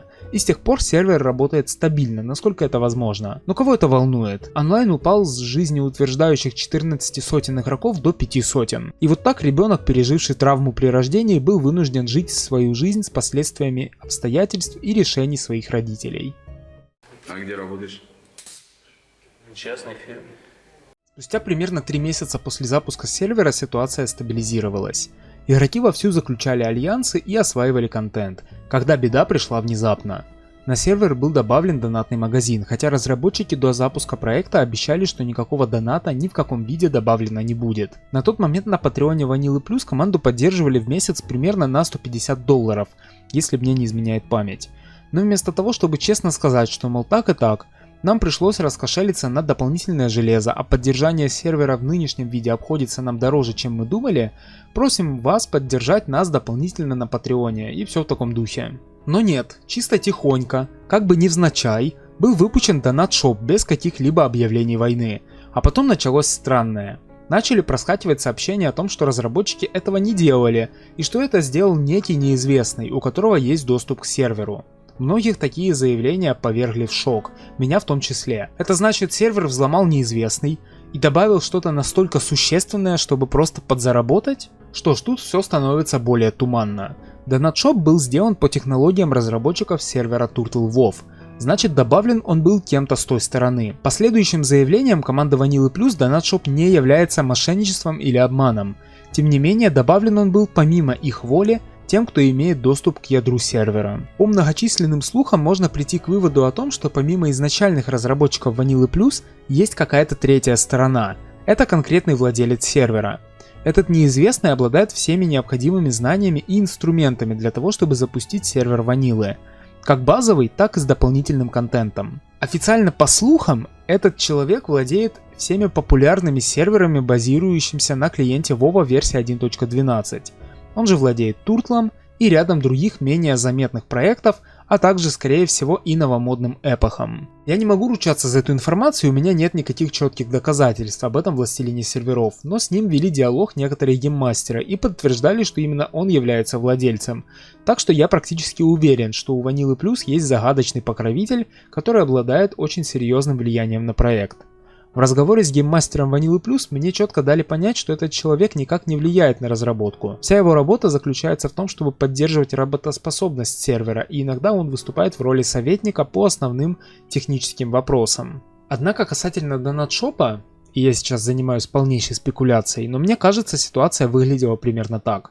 Разработчики хотели запустить проект собственными силами, но столкнулись с DDoS-атакой и поняли, что у них нет возможности от нее достойно защититься. Поэтому они обратились к этому человеку и запустили сервер на его проверенной структуре, для того, чтобы сделать проект в принципе возможным. Видимо, закрывать сервер на повторное переоткрытие через некоторое время, возможно, было принято слишком рискованной затеей, а также очень ресурсозатратной, поэтому было сделано именно так. Я не могу знать наверняка, и признаюсь честно, сейчас это уже не имеет большого значения, но возможно цифры онлайна и ожидания от проекта не оправдались, и чтобы поиметь хоть какую-то прибыль с сервера, и был добавлен донат-шоп, но разработчиков спросить забыли. Даже если этот союз был заключен на взаимовыгодных условиях, добавление донат-шопа очень сильно навредило Vanilla Plus. Сам донат-шоп был немножко переапан. Нет, там нельзя было купить прокачку или шмот, но с его помощью можно было обойти очень много неудобств ванилы, что шло вразрез с самой концепцией сервера. Например, на момент релиза магазина там можно было купить все то, что и сейчас, но покупаемые предметы не имели кулдауна или он был очень коротким, что превращало игру в цирк, если у тебя в группе оказывался человек, купивший оттуда что-либо. После этого обновления я пошел в подземелье с таким игроком, и боже, как же он начал развлекаться с этой системой. Танковать трэш в АОЕ с пеки и респектнуться в соло-таргет прямо перед боссом? Не проблема. Забыл нужный тринкет в банке, призови банк сразу на месте. Нет 1000 голды для покупки нужного маунта, купи в донат-шопе самого быстрого маунта за реальные деньги. В общем, жопа у меня тогда бомбанула в галактических масштабах. И то, как игра изменилась в мгновение ока, меня расстроило до такой степени, что я решил удалиться с данного проекта и отправился скитаться по различным MMORPG в течение полугода. До 3 недель сервер пребывал в подвешенном состоянии и погружался глубже и глубже в море ярости игроков. Затем донат-шоп был значительно понерфлен. Многие предметы типа переносного банка и устройства для смены талантов обзавелись длинным кулдауном до нескольких часов и стали недоступны для призывов прямо в подземелье. Маунты стали требовать райдинг скилла, но многие игроки на тот момент уже ушли. Градус безумия снизился, но удар был серьезным, и онлайн проекта примерно в 500 человек уполовинился очень быстро. Я, попробовав разные проекты, не найдя для себя ничего интереснее Vanilla Plus, вернулся через полгода, ознакомился с нерфом донат-шопа и решил все-таки остаться на проекте и играю на нем по сей день. Сейчас меня просто поражает количество слухов и недомолвок, которые только разгоняют слухи и недоверие. Если вникать в происходящее, то можно выйти на целый синдикат приватных серверов, который подминает под себя все новые проекты, выстраивая целую монополию в секторе ванилы. Каким-то образом здесь оказался замешан Кроги, который уже ранее был замечен в недобросовестном ведении проекта, который отзывается о Зеоксе, владельце Vanilla Plus, как о своем друге. Еще очень интересный вопрос, получают ли вообще с донатов из донат-шопа что-либо разрабы Vanilla Plus, так как ранее упоминалось, что поддержание проекта идет им в убыток. Хотя по моим подсчетам, на основе информации, полученной из общения с игроками и администрацией, донат-шоп за 5 лет минимум заработал $50 000, и даже если и меньше, вряд ли он прямо убыточен. Если донат-шоп был добавлен независимо от разработчиков, может они с него ничего и не получают, а деньги идут напрямую владельцу? Я не знаю, и меня это беспокоит. Если это так, то это многое объясняет. Скорость выхода контента и мотивация, которая может быть ниже плинтуса из-за зависимости от третьей стороны. Невозможность нанять новых людей в команду из-за невозможности выплат зарплат и многое другое. Короче, мутная это все хуйня. Я сам лично надонил сюда, наверное, $150, и, наверное, считаю, что свой долг я выполнил, разрабов поддержал, в том числе и через Patreon. Но теперь, наверное, я реально воздержусь от донатов в такие мутные проекты, пока что-то не изменится, и вам советую. Это же как налоги, никогда не знаешь, куда именно пойдут твои деньги. На зарплаты учителям и врачам или на дворец владельцу страны, если вообще не на поддержку соседнего государства. Во всей этой ситуации меня реально напрягает тот факт, что я не могу понять, какова роль изначальных разрабов Vanilla Plus, титанов, как они себя кличут, какие у них отношения с собственным проектом, имеют ли они над ним полный контроль. Вроде как бы да, а как бы и нет. И как это влияет на их мотивацию? Говорить можно одно, а под ковром ситуация может быть совершенно иной. Может быть все в порядке, но в таком случае картинка как будто бы не складывается. Одно могу сказать точно, проектам нужно остерегаться таких скандалов и утечек информации, а еще лучше нужно оставаться людьми, чтобы всегда можно было сохранить лицо, даже если произошел слив инфы.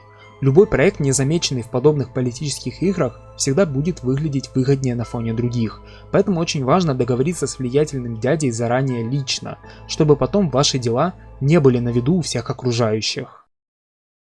Name's Butcher. Billy Butcher. Был у нас комьюнити-менеджер, и звал он себя Бутчером. Обращу внимание, что изначально он обычный игрок, не имеющий никакого отношения к разработке проекта.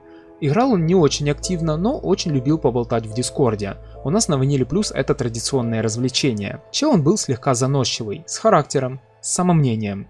Любил пообсуждать Warhammer, а также военные преступления, правда, к сожалению, не в Вархаммере. И так вышло, что жил он в Украине. И сейчас попрошу без шуточек. Когда произошел конфликт в начале 2022 года, этот человечек, бывший уже на тот момент официальным комьюнити-менеджером Ванилы Плюс, принял гениальное решение. Вместо того, чтобы постараться отделить сервер по модифицированной компьютерной игре World of Warcraft от реального мира, он разделил русскоязычный чат на две части, каким-то чудным образом постоянно умудряясь подстрекать обе стороны на негативные высказывания в адрес друг друга. Я, конечно, все понимаю, политика пронизывает всю нашу жизнь во всех ее аспектах, но это решение и общее настроение игроков делали пребывание на проекте в то, несомненно, тяжелое время просто трудно выносимым. И я лично столкнулся с такой ситуацией, когда я захожу на форум своего любимого игрового проекта с надеждой хорошо провести время и отдохнуть, а попадаю в окопы, стоящие друг напротив друга, которые вручную вырыл комьюнити-менеджер проекта. Так как разработчики на русском не разговаривают вроде как, пришлось обращать их внимание на происходящее, что в итоге привело к уходу Бутчера из проекта, а мы лишились русскоязычного чата примерно на год, что дополнительно ударило по сообществу, пока я не добился его возвращения. Кто бы мог подумать, что человек, который ранее, в ответ на кик из рейда по причине гриферинга совместного похода Орды и Альянса на врут-боссов, с использованием веренных ему как офицеру гильдии персонажей, подчистую удалить гильдейский дискорд со всей инфраструктурой, окажется непрофессиональным комьюнити-менеджером. Но когда сервер настолько мультинациональный, скрыть свою придурь под другим языком довольно легко. И еще один последний пример непрофессионализма, такой самый свеженький. Решил я взять очередной перерыв от игры в связи с выходом Pass of Exile 2 и необходимостью решить некоторые IRL вопросики. И в самый день возвращения на проект на меня падает информация о том, что ГМы якобы массово рисуют игрокам шмотки, создают на ровном месте бафы и убивают боссов вручную из-под тишка. Я, естественно, возмутился данной информацией и начал разбираться в вопросе, и нарыл много неоднозначной информации по поводу действий ГМов за последний год. В целом, я бы хотел сказать, что разработчиков проекта часто обвиняют в том, что они малословны и в целом ведут себя довольно скрытно, будто бы они никакие не рок-звезды и не пилят игру мечты тысяч игроков. Но мне всегда это казалось их пониманием концепции профессионализма. Говори, когда есть что сказать, не сболтни лишнего, будь уважителен и строг к диалогам с клиентами, то есть игроками. Мне, в принципе, импонировал такой подход. Может и хотелось бы большей открытости, но что-то в этом есть. Знаете, такие немногословные боги медленно ваяют свое творение, наблюдают, но редко спускаются на землю. Я слышал мнение, что Blizzard так себя никогда не вели, но до Близзов достучаться сейчас гораздо сложнее, поэтому это явно не худший вариант развития событий. Со всей этой общей картиной у меня сформировался взгляд на проект как нечто неидеальное, но стремящееся к аккуратной лаконичности взаимодействия с игроками. И первые 4 года проекта так и было. Разработчики отвечали на тикеты игроков, решали проблемы с движком игры и иногда коротко отвечали на наши вопросы. И было неплохо. Да, мы были предоставлены в основном самим себе, но в этом чувствовалась некая свобода Дикого Запада. Но все изменилось с приходом нового гейммастера Элохима год назад. Нам дежурно представили его пополнение в команду поддержки, и он сначала не отсвечивал, но со временем начал набирать обороты.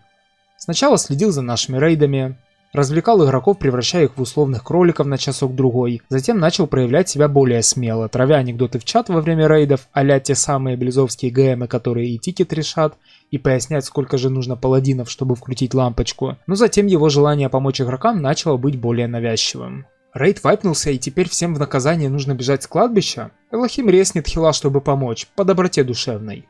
Кто-то упал в лаву и вот-вот умрет? Элохим телепортирует его на поверхность. Игрок сролил редкий меч с ласта из УБРС и удалил своего персонажа в этот же день, чтобы потроллить рейд. Элохим достанет меч из круговерти пустоты и вручит второму игроку по роллу. Уже 2 месяца не падает ни одной инготки из Галимага для легендарного Сульфураса. Как жаль. Давай Элохим создаст инготку и положит в карман в качестве утешительного приза за старание. Обиженный РЛом игрок подкараулит рейдера и лишит его ворлбафа в ПВП? Ничего, Элохим решит и это недоразумение, заспавнит гнола с ярмарки прямо в рейде. А потом всплыла правда.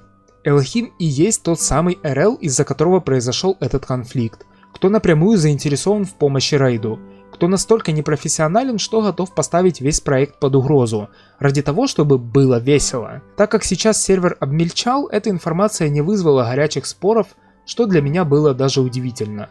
Нашлись те, кто защищал данный подход, ведь действительно, зачем тратить время, чтобы бежать с кладбона, если нас могут резнуть прямо на месте? Это же веселее, а играем мы ради веселья, верно? Для меня это решительно непонятно, это ставит под сомнение саму основу игры. И я понимаю, что без абузов, ботов и откровенного читерства никуда не деться, но промышляют этим зачастую игроки-одиночки. Однако, когда в игровой процесс начинают вмешиваться стоящие выше, это заставляет задуматься. Что мы смогли заметить, а что было скрыто от наших глаз? И скрыто ли там что-либо вообще? Это вопрос доверия, и теперь оно подорвано. Я жил, разбираясь в этой ситуации около 2 недель, и разрешилась ситуация вот так. Элохим извинился за свои действия, объяснив их лишь желанием помочь игрокам в трудную минуту. Поднять их моральное состояние, что на одних сработало как задумано, но оттолкнуло других. Что в целом не поменяло КПД ни на йоту, если даже не снизило его, при этом поставив легитимность сервера под вопрос. Есть ли у меня причины ему доверять? Учитывая, что я, как каждая уважающая себя ябеда-корябеда, нажаловался каждому в команде разработки и раскрыл данную ситуацию на все сообщество, думаю, в будущем нам не стоит опасаться повторения данных событий. Особенно после того, как после этой ситуации вышел патч, который добавил автоматическое и публичное ведение логов действия администрации. Разработчики в личном порядке подтвердили, что подобное поведение ГМа недопустимо и дали нам инструмент для взаимодействия с таким в будущем. Довольно интересный способ решения проблемы прозрачности, очень в духе наших разрабов. Стоически исправить проблему, лишь бы поменьше обращать внимание на все эти нелепые драмы. Элохим же остался в команде ГМов по причине нехватки желающих и чистосердечного признания, но осадочек тем не менее остался. Однако я хочу верить, что своими действиями я сделал сервер лучше. Ну и баги. Разработчики проекта, как я уже упоминал, это маленькая группа людей, разрабатывающих проект в свободное время. А свободное время в наше время это роскошь. Как и у любого цифрового контента, в нем непременно возникают баги и глюки.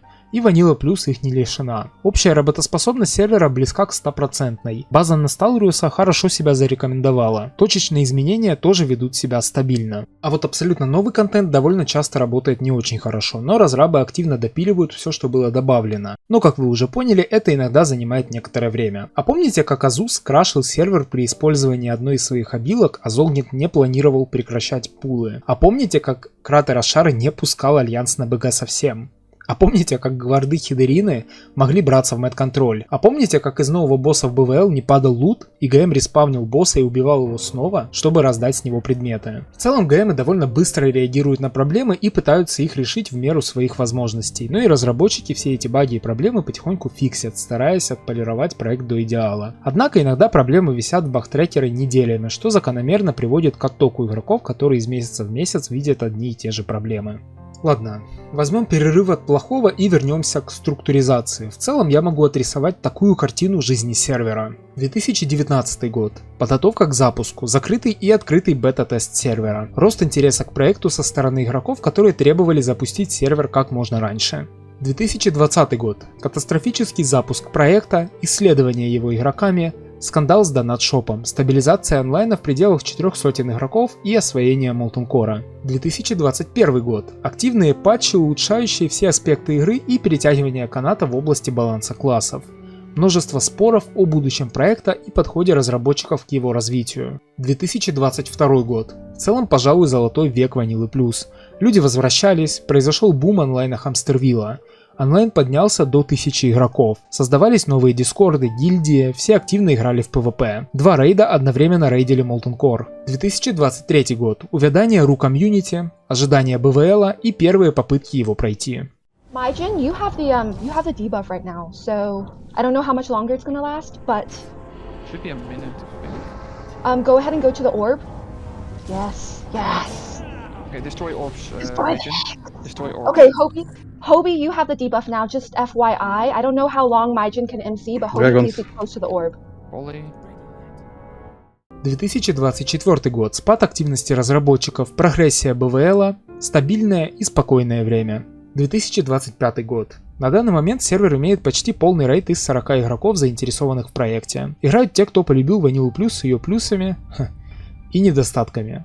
Без лишнего шума, но искренне. Ожидается скорый выход рейда Скарлет Монастырь, который будет на 10 или 15 человек. Он должен быть на уровне, может быть, Zul'Gurub, а наверное и сложнее, и возможно будет альтернативой Molten Core с уникальным лутом для менее крупных сообществ. Разработчики сосредотачиваются на разработке контента для меньшего количества людей, отложив новые рейды на 40 человек на потом. После монастыря анонсировали абсолютно новый рейд – пещеру Black Char в Черной горе для 20 человек. SM будет в основном собран из старого монастыря и его бета-версии из файлов игры. Мы его уже давно ждем, и мне будет интересно взглянуть на него именно в реализации местных разработчиков.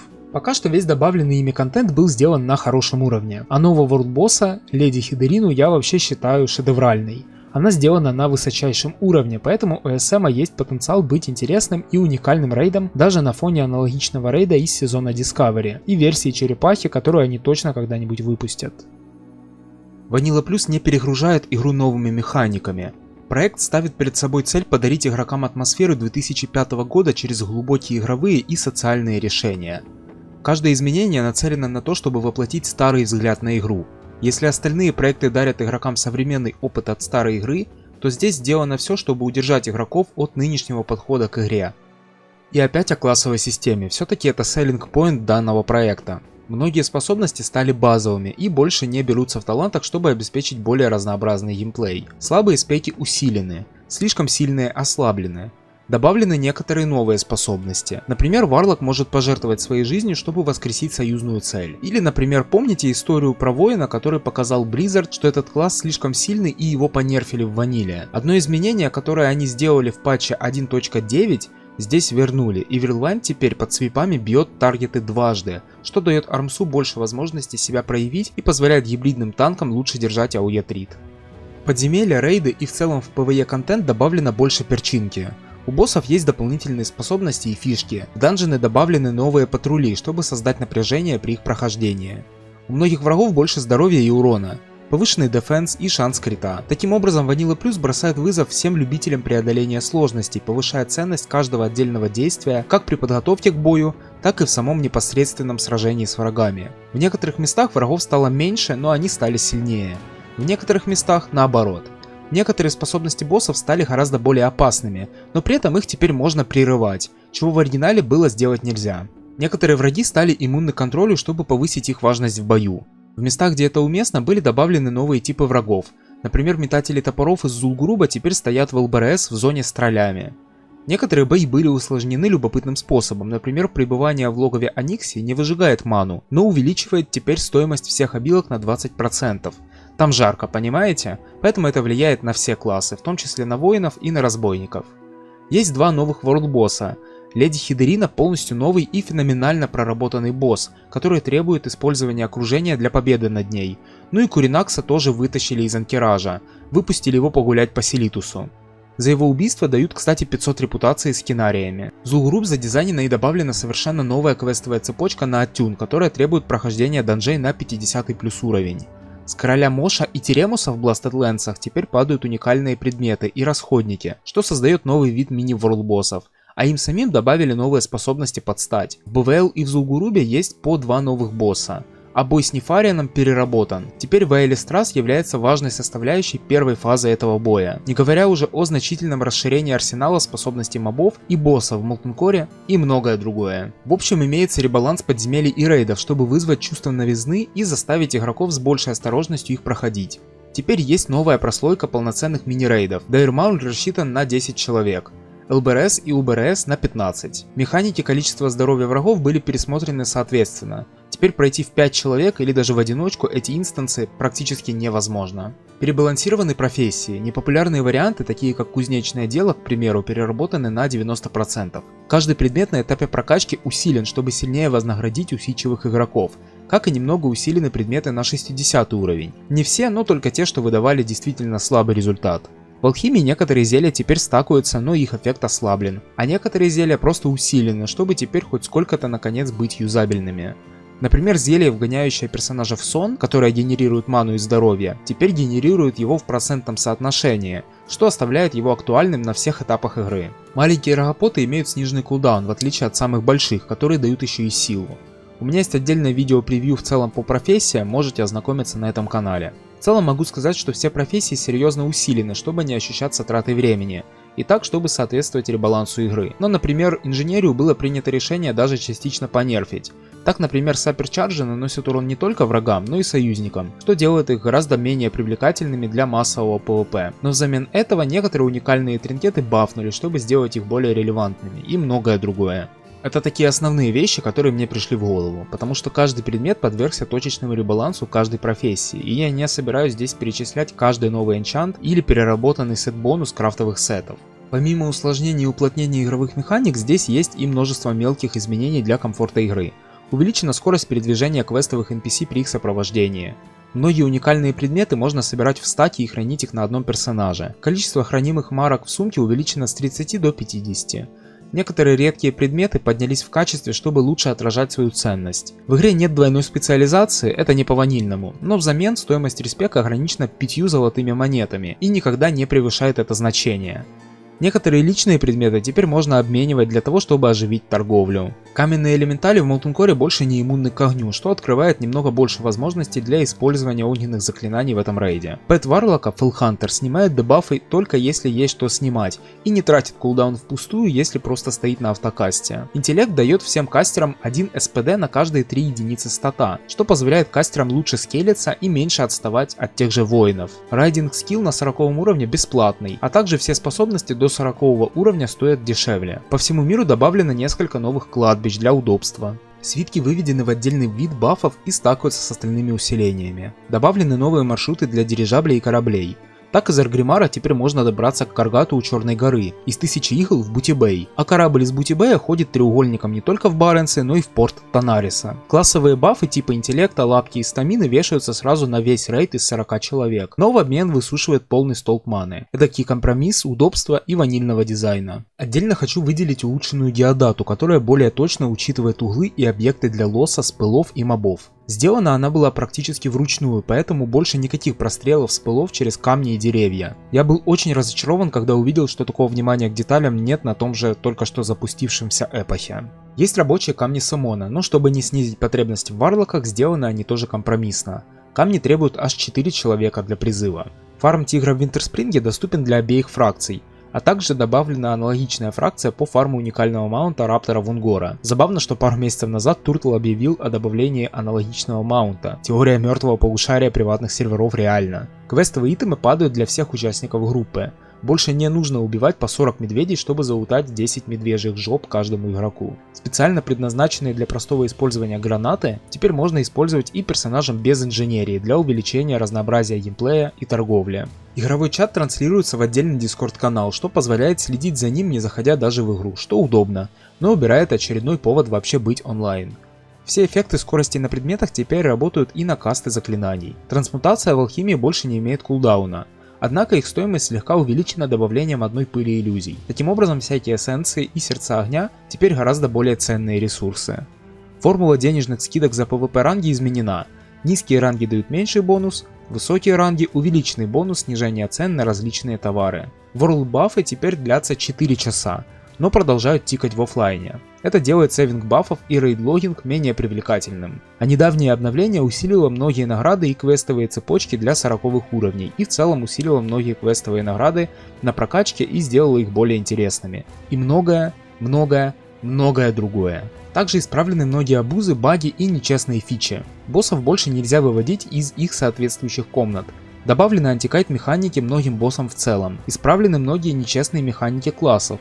Например, зажатый героик больше не дублирует шанс попадания по врагу с правой руки на левую, или необходимость сидеть, чтобы чаще получать криты для прока энрейджа или паладинского таланта и так далее. Урон от лавы теперь избегать гораздо сложнее. Также на сервере присутствует кросс-фракция. PvP в открытом мире работает, но игроки с разных сторон могут объединяться в группы. Она распространяется на все аспекты игры, такие как аукцион или почтовые ящики. Хоть я и не считаю это плюсом, мера это вынужденная в связи с малым онлайном, но это приятный бонус, чтобы игрокам даже в маленьких количествах можно было проходить контент. Я, кстати, крайне удивлен, что другие сервера, не буду тыкать пальцем, включают у себя кросс-фракцию с самого запуска, и меня очень сильно разочаровывает, что все больше и больше проектов только отдаляются от такого фундаментального аспекта игры, даже имея при себе все возможности быть успешными. Говоря о вынужденных мерах, нужно еще упомянуть, что рейты прокачки увеличены. Но разумно, не так как обычно принято, поставить общие рейты, что вызывает перекос в сторону квестинга и обычного фарма мобов. На V+, за убийство монстров опыт увеличен в 2 раза, за выполнение заданий в 3 раза. А за выполнение элитных заданий и квестов из подземелий опыт увеличен аж в 10 раз, чтобы мотивировать новых игроков собираться в группы и взаимодействовать друг с другом.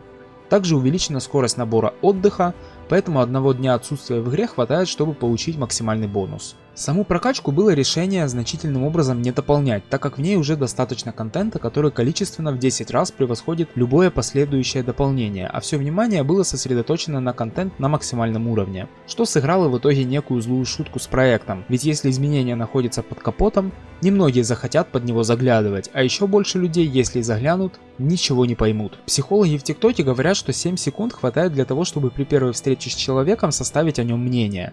Это происходит подсознательно. Боюсь, что с кастомными проектами такая же ситуация. Если за первых 7 уровней среднестатистический игрок не увидел каких-либо заметных изменений, его интерес может испариться еще даже до открытия ветки талантов, насколько бы хорошей и крутой она ни была.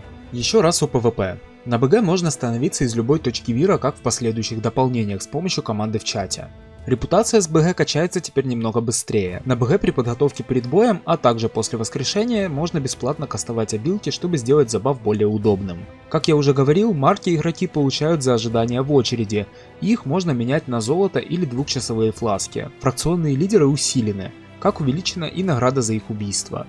За убийство игроков высокого ранга дают значительно больше хонора, что мотивирует новых игроков не сдаваться в боях против более сильных противников. Теперь на БГ можно использовать метки, как в PvE инстансе, что открывает новые возможности для руководства поля боя. Ну и добавлена арена, а также новая БГ Краты Расшары. Также были внесены изменения в итемизацию. Например, Т0 пояс падает с ласт босса в Шаламансе, а Т0 наручи с ласт босса в Стратхольме. В целом теперь Т0 падает только с боссов, чтобы сделать бои с ними более желанными. Тузы для различных колод тоже падают с логически обоснованных по лору боссов. Туз варлордов падает с различных боссов, командиров и королей. Элементальный туз со стихийных боссов. Туз зверей с бестов и различных чудовищ. АТ-05 сеты значительно усилены, чтобы их фарм был более оправдан. Некоторые из них даже дают уникальные бонусы, которые делают их актуальными на очень долгое время. Каждый класс имеет несколько Т1 сетов на каждый спек. Чистые ДД классы могут выбрать один из 2 Т1 сетов, а друиды и шаманы имеют выбор аж из 4 сетов на каждую роль. В целом охота за тир 1 сетами это своя отдельная механика, которая требует походов в подземелья и рейды, прокачку репутацию с братством Тория, более плотный обмен между игроками с использованием новых предметов, падающих с боссов, и использование аукциона. И добавлены новые награды за репутацию с редкими эффектами, такие как, например, Spell Penetration или 10% шанс резистить Fear, чтобы у игроков было больше поводов их фармить и чтобы дополнительно вознаградить за их прокачку. А Дейр Мауль обзавелся полностью новой репутацией и системой ее прокачки. С каждого врага падают эльфийские рукописи, которые собираются в книге, и уже они обмениваются на репутацию. К слову, продажа этих страниц это мой самый любимый способ заработка голды. У этой фракции свои уникальные награды, а именно 4 тринкета на каждую роль, свиток в одном уникальном экземпляре, который позволяет воскресить одного погибшего союзника, а также несколько синих предметов, плюс свитки на каждый стат и на бурст, а также сейв как замена липки. Ну и здесь есть Iron Man Challenge, который хоть и не запрещает торговлю с игроками и не удаляет его персонажа после смерти, но имеет свои определенные награды и может увлечь заинтересованных игроков в подобном контенте. Я перечислил только лежащие на поверхности детали, и даже близко не все из них. В целом изменения направлены на то, чтобы углубить игровой процесс, сделать его более осмысленным и менее поддающимся для нетерпеливых игроков. Большинство из них хоть и влияют на геймплей своим наличием, но менее внимательный игрок и не поймет вообще, что что-то изменилось. Многие перемены были специально проработаны таким образом, чтобы выглядеть уместно и не выделяться как что-то лишнее, аккуратно дополняя игровой процесс. В В целом было предпринято много попыток, чтобы вернуть игровой хаос, как в те времена, когда многое работает иначе и приходится искать новый подход к уже, казалось бы, знакомым аспектам игры. Также хочу отдельно упомянуть, что на Vanilla Plus не сформировалась конкретная мета. Игроки открыты к экспериментам, а изменений достаточно много, чтобы приходилось заново разбираться в игре, что лично у меня вызывало неподдельный интерес, и не только потому, что на V+ многое работает иначе, а потому что многие изменения действительно сделали игру лучше, сделали ее более вариативной, вдумчивой и интерактивной. Также хотел бы упомянуть реворк расовых способностей. Были пересмотрены все расы и некоторые обзавелись новыми обилками. Например, андеды получили Fake Death, который тем не менее не сбрасывает трит в инстансах, но позволяет дать танку дополнительные 10 секунд, чтобы набрать трит и спасти твою шкуру. А многим другим расам перебалансили старые способности. Так, например, обилка орков полезна всем классам.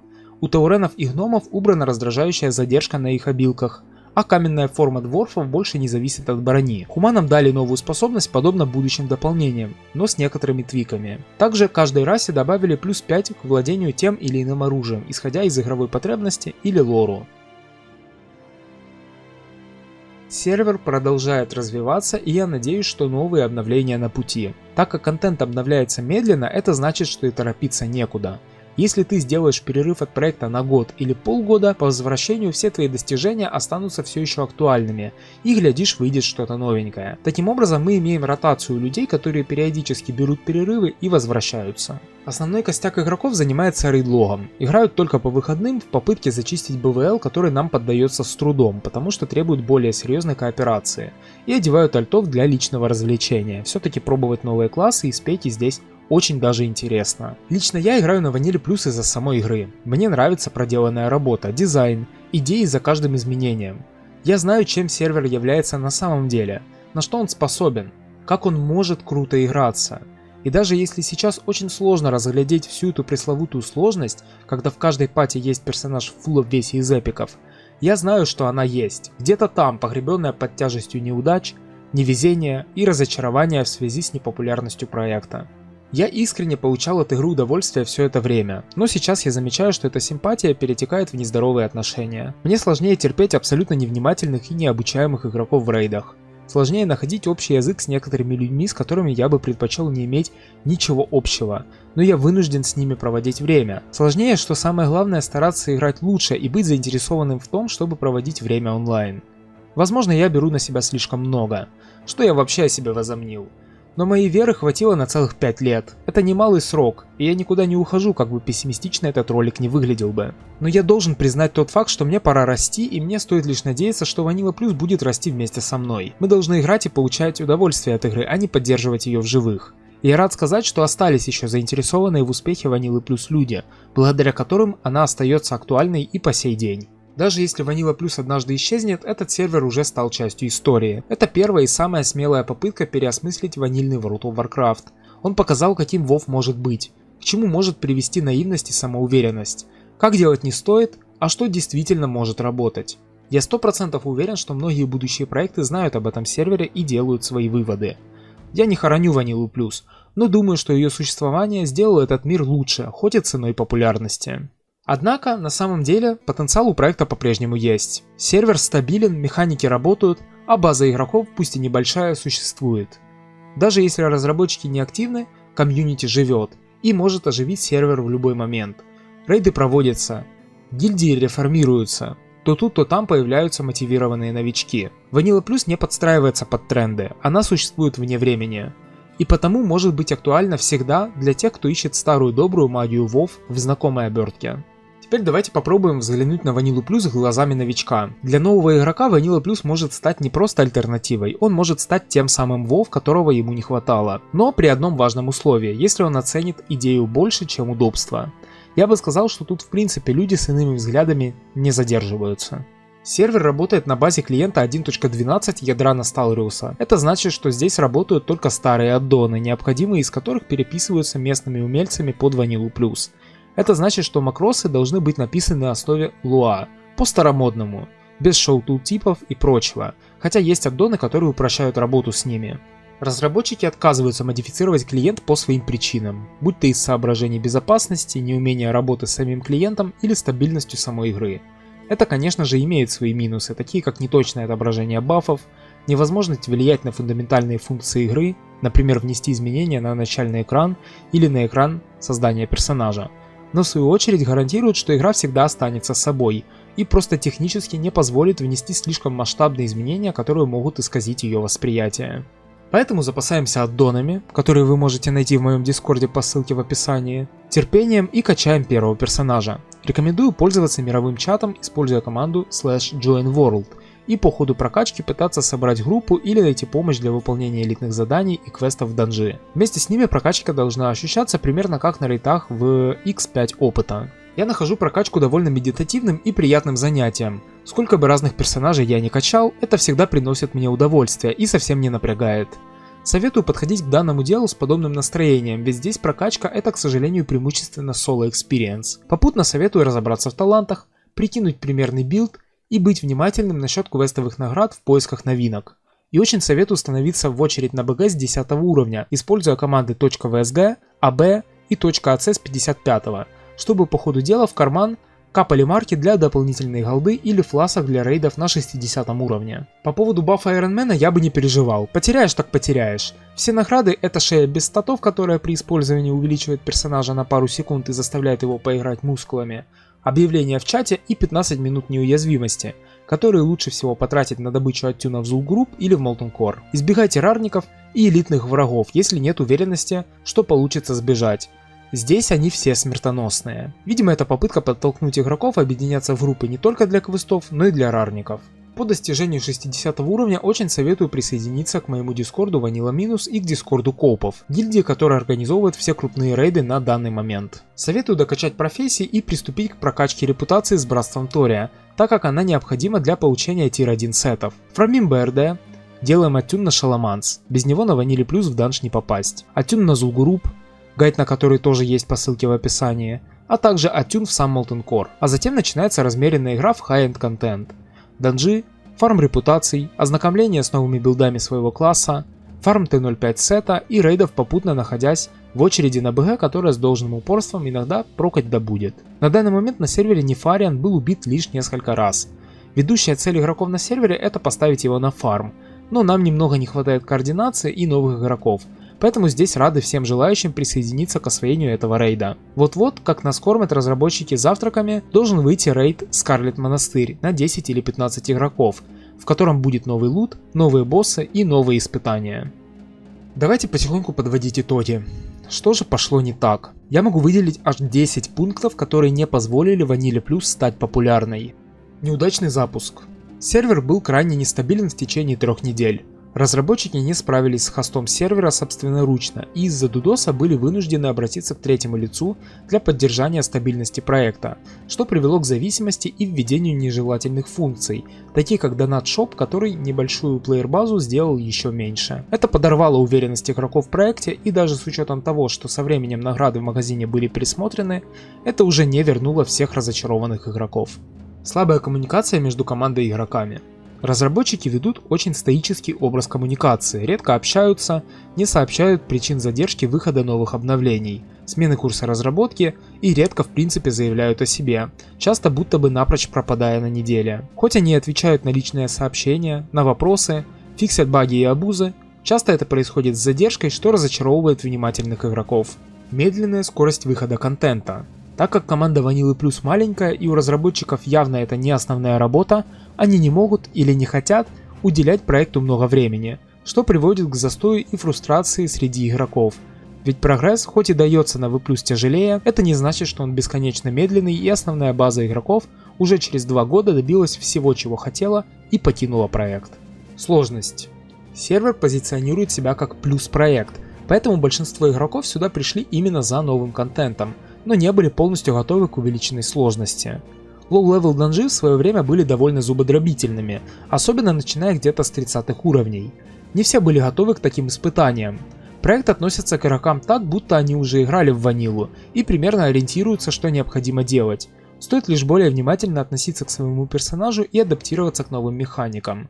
Однако на сервер, на удивление, пришло много новых игроков, которые не смогли получать удовольствие от повышенной сложности, так как не все любят трудные игры. А Vanilla Plus больше заявляла о новом контенте, который не то чтобы присутствует в большом количестве, но проговаривала о повышенной сложности более скромно или вообще между строк. Хотя мне кажется, что рекламировать проект надо было именно как место, в котором можно проявить свои навыки, и наиболее челленджевый проект среди приватных серверов Vanilla как таковой.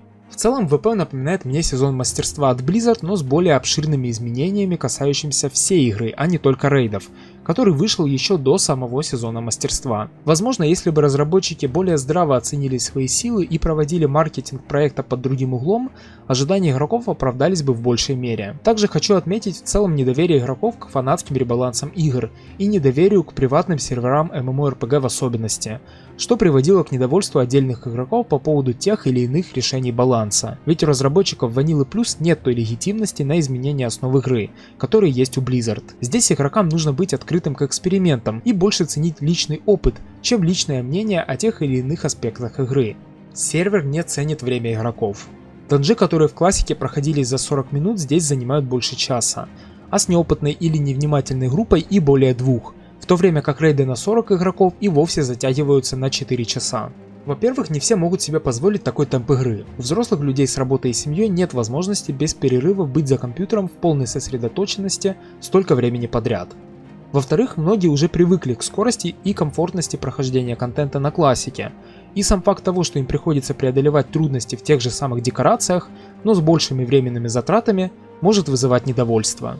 В-третьих, подготовка к рейдам как аспект игры стал более важен из-за повышенной сложности, а количество консумов и различных бафов было немного увеличено, что накладывается на длину рейд-таймов и в целом требует больших еженедельных затрат для освоения контента, что помимо этого привело к еще и увеличению разрыва между теми, кто готовится к рейдам со всей ответственностью, и теми, кто этого не делает, создавая давление и пространство для токсичности, как это и полагается сложным играм. Скандалы и драмы. Люди жаловались на отсутствие модерации чатов, другие наоборот на их наличие. Иногда ГМ и комьюнити-менеджеры вели себя непрофессионально, что раздражало многих игроков и заставляло тех искать себе другое место для комфортного времяпровождения. Часто разработчики придерживались тактики невмешательства, что хоть и создавало эффект свободного Дикого Запада, но негативно сказывалось на атмосфере в комьюнити, проблемы в котором игрокам приходилось решать самим, попутно участвуя в скандалах и расследованиях, отпугивая более чувствительных игроков в процессе.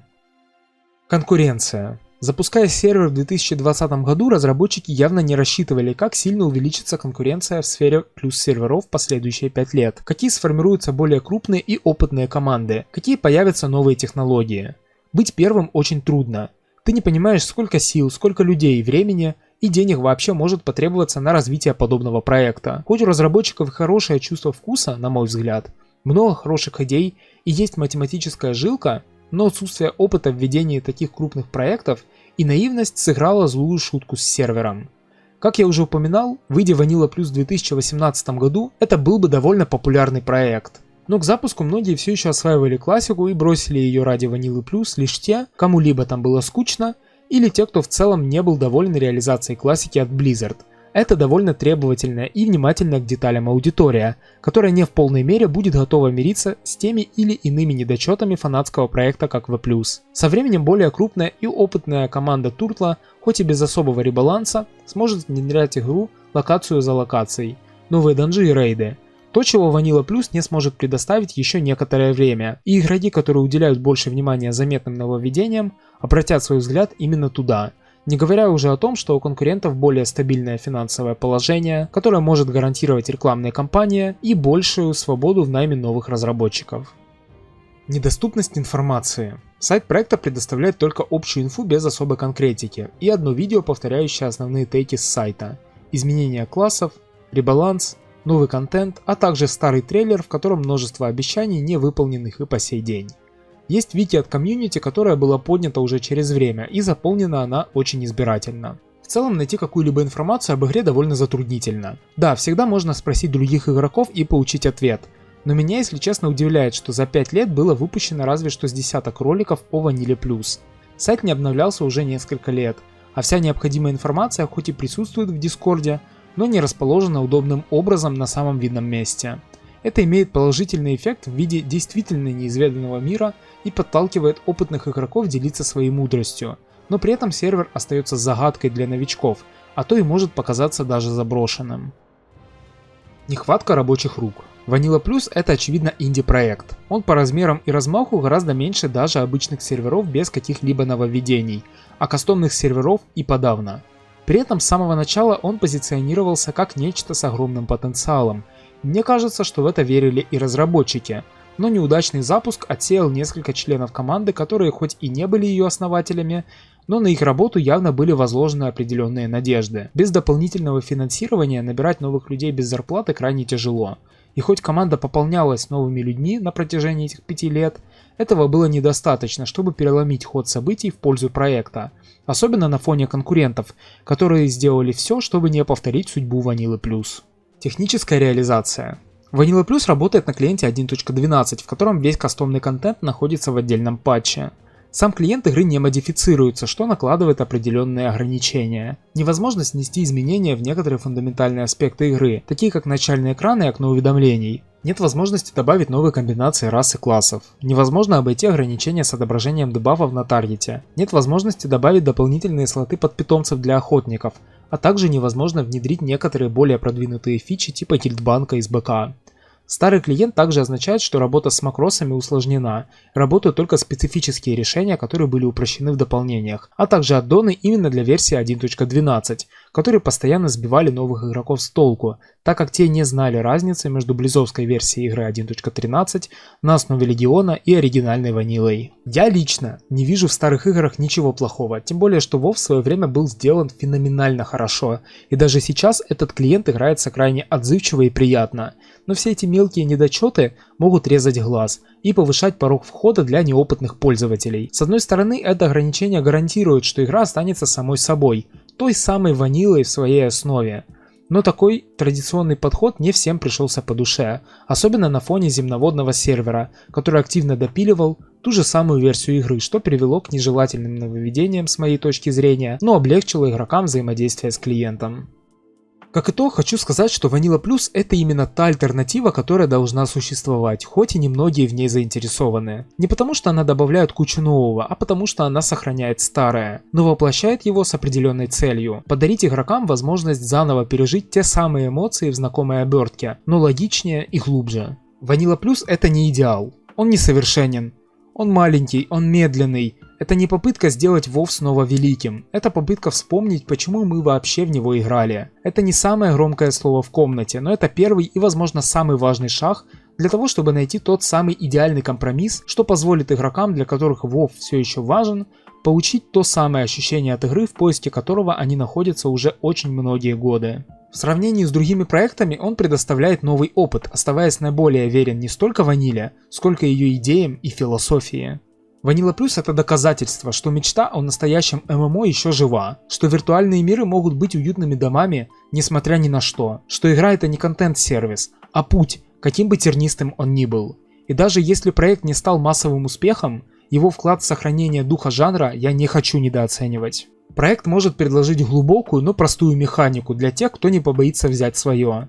Сюда стоит приходить не за новизной, а за тем, что мы тогда потеряли. Но в целом Vanilla Plus попала между молотом и наковальней. С одной стороны масштабные изменения классов с множеством нововведений и ребаланс систем, а с другой стороны до боли знакомый контент и декорации с минимальными яркими нововведениями. Людей, заинтересованных в класс-дизайне, в принципе намного меньше, чем людей, заинтересованных в другом типе контента, более заметном и ярком. Разработчики же попытались откусить слишком большой кусок пирога, и когда они поняли, что не смогут его проживать, все равно решили стоять на своем. Для этого тоже требуется определенная смелость. Я считаю, что существование данного проекта по сей день хоть и разочаровало многих, но многим же оно дало и уникальный, ни с чем не сравнимый экспириенс. Познакомило с новыми друзьями, показало новые грани собственной личности, дало возможность поиграть в WoW по-новому и взглянуть на него под другим углом. Я прошел здесь путь от зеленого новичка в перманентном непонимании происходящего до ветерана, побывавшего и офицером, и гильдмастером,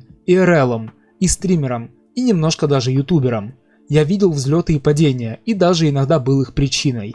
Если РЛ нуб, то ни один хил не спасет. Я влиял на мир своими действиями, А мир влиял на меня. Я узнал больше о том, что мне нравится и какие у меня взгляды на конфликты, непрофессионализм, лидерство и как себя чувствует человек в умирающем мире с одной лишь надеждой на светлое будущее. Здесь сложились уникальные обстоятельства, которые в комбинации заставили меня полюбить Vanilla Plus, и которых могло бы не быть в других современных играх и проектах. Меня заинтриговало то, что игроки не имеют доступа ко всем ответам сразу. Информацию нельзя просто загуглить, приходится самому разбираться в механиках, адаптироваться к новому миру шаг за шагом, общаться с более опытными игроками и участвовать в жизни сообщества. Игра не прощает легкомыслия, она требовательна к подготовке. Ты не можешь просто рвануть вперед, не экипировавшись нужным образом и не осмыслив, что тебя ждет дальше. Каждый поход в подземелье требует вдумчивости, внимательности и неспешного подхода. И все это помножено на несколько раз в сравнении с обычной ванилой. Многие механики созданы с расчетом на то, чтобы игроки больше взаимодействовали между собой. Каждое геймдизайнерское решение нужно учитывать, как оно влияет на социальные связи, а не только на удобство. Функции качества жизни сведены к минимуму. Игровой мир напоминает реальный, суровый, неудобный, но оттого и более иммерсивный. Шмот имеет большую ценность, потому что добывается в более трудной борьбе. Нет гайдов, не всегда очевидно, где полутать нужный предмет и какой предмет вообще считать лучшим. А легендарные предметы существуют только в единичных экземплярах и требуют годы для их получения. К боссам приходится заново искать подход, переизобретать или выдумывать абсолютно новую тактику прямо по ходу рейда. Хоть это и замедляет прогресс, но я не уверен, что это вообще где-либо сейчас возможно. Засилим информации в интернете о различных MMORPG. Ведь как не знать, что делать на боссе, если зачастую информация сливается с ПТР-серверов еще даже до релиза новых рейдов, и уже написаны все тактики на каждый энкаунтер. Мне понравилось отсутствие трансмагрификации, это делает твои достижения наглядными. Все, что ты носишь, видно окружающим и говорит за тебя. У каждого предмета есть свой характер, и он неразрывно связан с его статами и внешним видом. Почему это важно? Потому что другие кастомные проекты постепенно отказываются от фундаментальных основ жанра RPG, в угоду развлечения аудитории, теряя в атмосферности и правдоподобности. Игра требовательна ко времени, но именно это вовлекает заинтересованных игроков, заставляет их устанавливать связи, строить сообщество, ведь чем больше ты вкладываешь, тем сильнее привязанность. На мой вкус, Vanilla Plus находится прямо вот на грани того, насколько требовательной должна быть MMORPG по времени, чтобы не казаться слишком несерьезной или нечестной по отношению к игроку. И самое важное, игра подталкивает выходить из зоны комфорта. PvE игроки практически обязаны пробовать PvP и наоборот. Системы игры переплетены и невозможно полностью игнорировать целые ее аспекты, не потеряв в эффективности. Из-за повышенной сложности ты обязан старательно готовиться к рейдам, а новые системы делают игровой опыт более связанным и последовательным. Я всегда обходил стороной PvP в WoW, потому что у меня была такая возможность.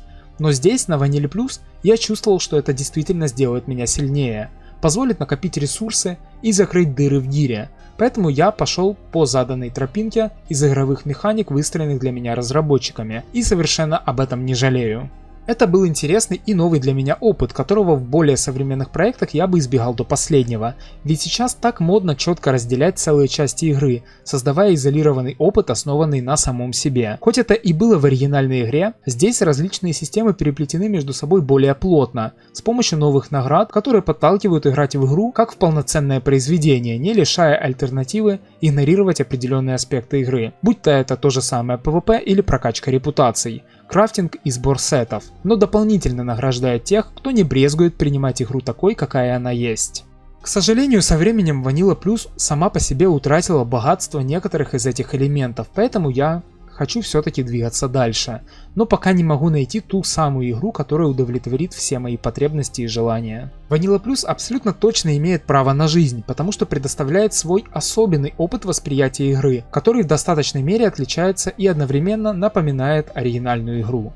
Отличия есть как и от обычной ванилы, так и от других проектов с кастомным контентом. Я знаю, как невероятно круто сервер может играться, если для этого есть все условия. Как переплетаются новые системы и фиксы, создавая максимально плотный опыт взаимодействия с игроками и экономикой. Каково это играть в такую масштабную игру в несколько десятков человек? Это значит каждого знать в лицо. Это значит общаться на личном уровне с каждым игроком. Это значит быть ответственным, ведь от твоего вклада зависит больше, чем просто удачный рейд, закрытый до конца РТ. Это требует быть инициативным. Не бояться взять ответственность в свои руки, быть первым, вести за собой людей, быть терпеливым и получать удовольствие от процесса.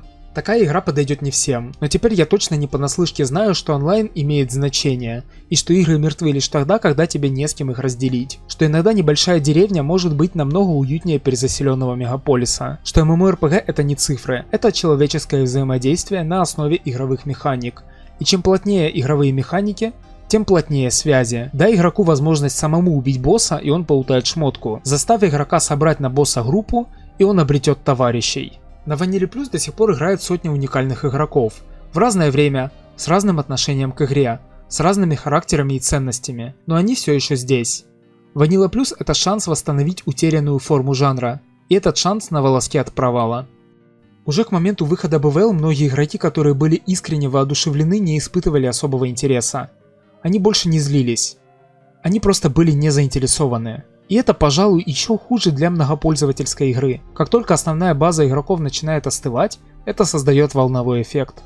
Сервер становился тише, обсуждения в сообществе теряли обороты, и чувство общего волнения, которое поддерживает живую игру, начало угасать. Некоторые, как я, остались, надеясь, что ситуация улучшится. Новички приходили, играли несколько часов и спокойно уходили. И еще больше людей просто даже не попробовали вникнуть в проект. Но для тех, кто остался и хотел поиграть в игру, многое зависело от контента, который нас ожидал в будущем. Игра вышла с базовым набором Molten Core, Onyxia и 4 high-level данжа, а также BRS, который представляет из себя мини-рейд, чего может быть и хватает на 2 года игры с учетом выхода новых рейдов, типа DM и ZG, то на 5 лет этого будто бы мало. Помню, как разработчики питчили подземелье GDNR, но оно так и не увидело свет и непонятно увидит ли. Есть слухи, что человек, ответственный за этот данж, ушел, и у оставшихся разработчиков есть некоторые трудности с работой над ним. Возможно, этот человек сейчас работает над другим проектом. В общем, новый контент вводился в игру удручающе медленно, что приводило к выгоранию и усталости. Команда редко давала внятные объяснения задержкам, корректировкам контента или изменениям дизайна. Обещанные данжи тихо откладывались, а Discord превращался в минное поле разочарования. Игроки, требующие ответов, ощущали, что они кричат в пустоту. Хуже того, было несколько случаев, когда нам намекали на будущий контент, который на самом деле не стоило ожидать ни в ближайшем, ни в далеком будущем. Модель MMORPG работает только тогда, когда игроки чувствуют, что их путешествие ведет куда-то. В случае с Vanilla Plus было такое ощущение, что разработчики импровизировали, причем не в самом хорошем смысле. С самого начала команда неправильно оценила свою аудиторию. Они просто сбивали людей с толку своими обещаниями, которые со временем занимали все больше и больше времени для реализации. Vanilla Plus позиционировала себя как переосмысление ванилы, что является правдой, но насколько это переосмысление масштабно? В конце концов, оно не сильно больше базовой игры даже спустя 5 лет. А когда игроки реагировали скептицизмом или критикой, такая обратная связь слишком часто встречалась молчанием, что тоже можно понять. Если все ясно, нечего и сказать. Были моменты блеска. Классовая система хороша настолько, что я предпочту ее любой другой версии Warcraft, в которую я когда-либо играл.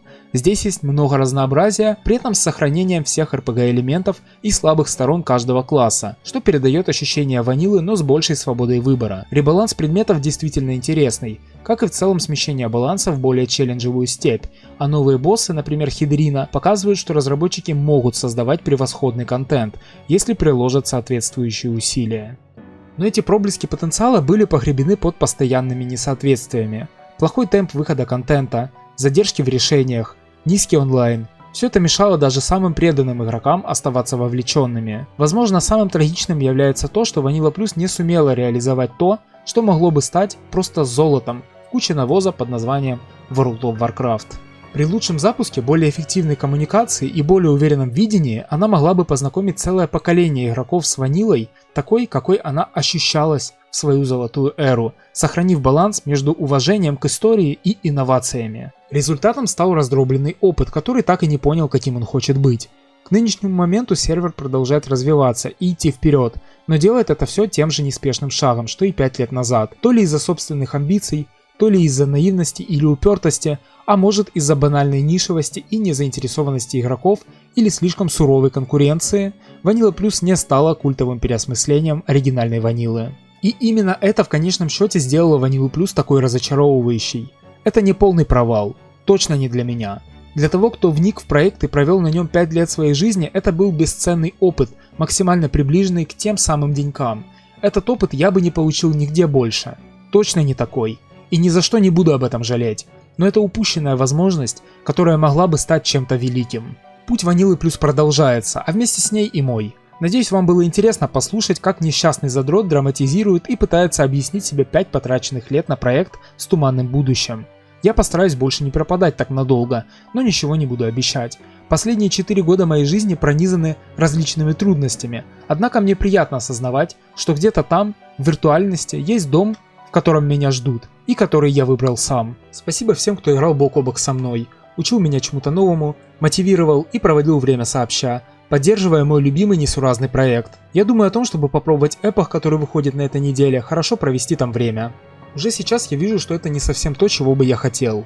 Но этот новый проект выглядит как новое слово в моддинге Варкрафта, и мне крайне обидно осознавать, что этот проект, разделивший с Ванилой Плюс похожий неудачный запуск, все-таки останется на плаву, чисто за счет привлеченного к себе внимания десятков тысяч игроков, за счет рекламы и бросающегося в глаза контента типа новых квестов, не внося никаких фундаментальных и смелых идей в классовую систему. Однако я все же надеюсь, что Ванила Плюс переживет и этого конкурента и удержится в своей нише, ведь после заката всегда следует рассвет, верно?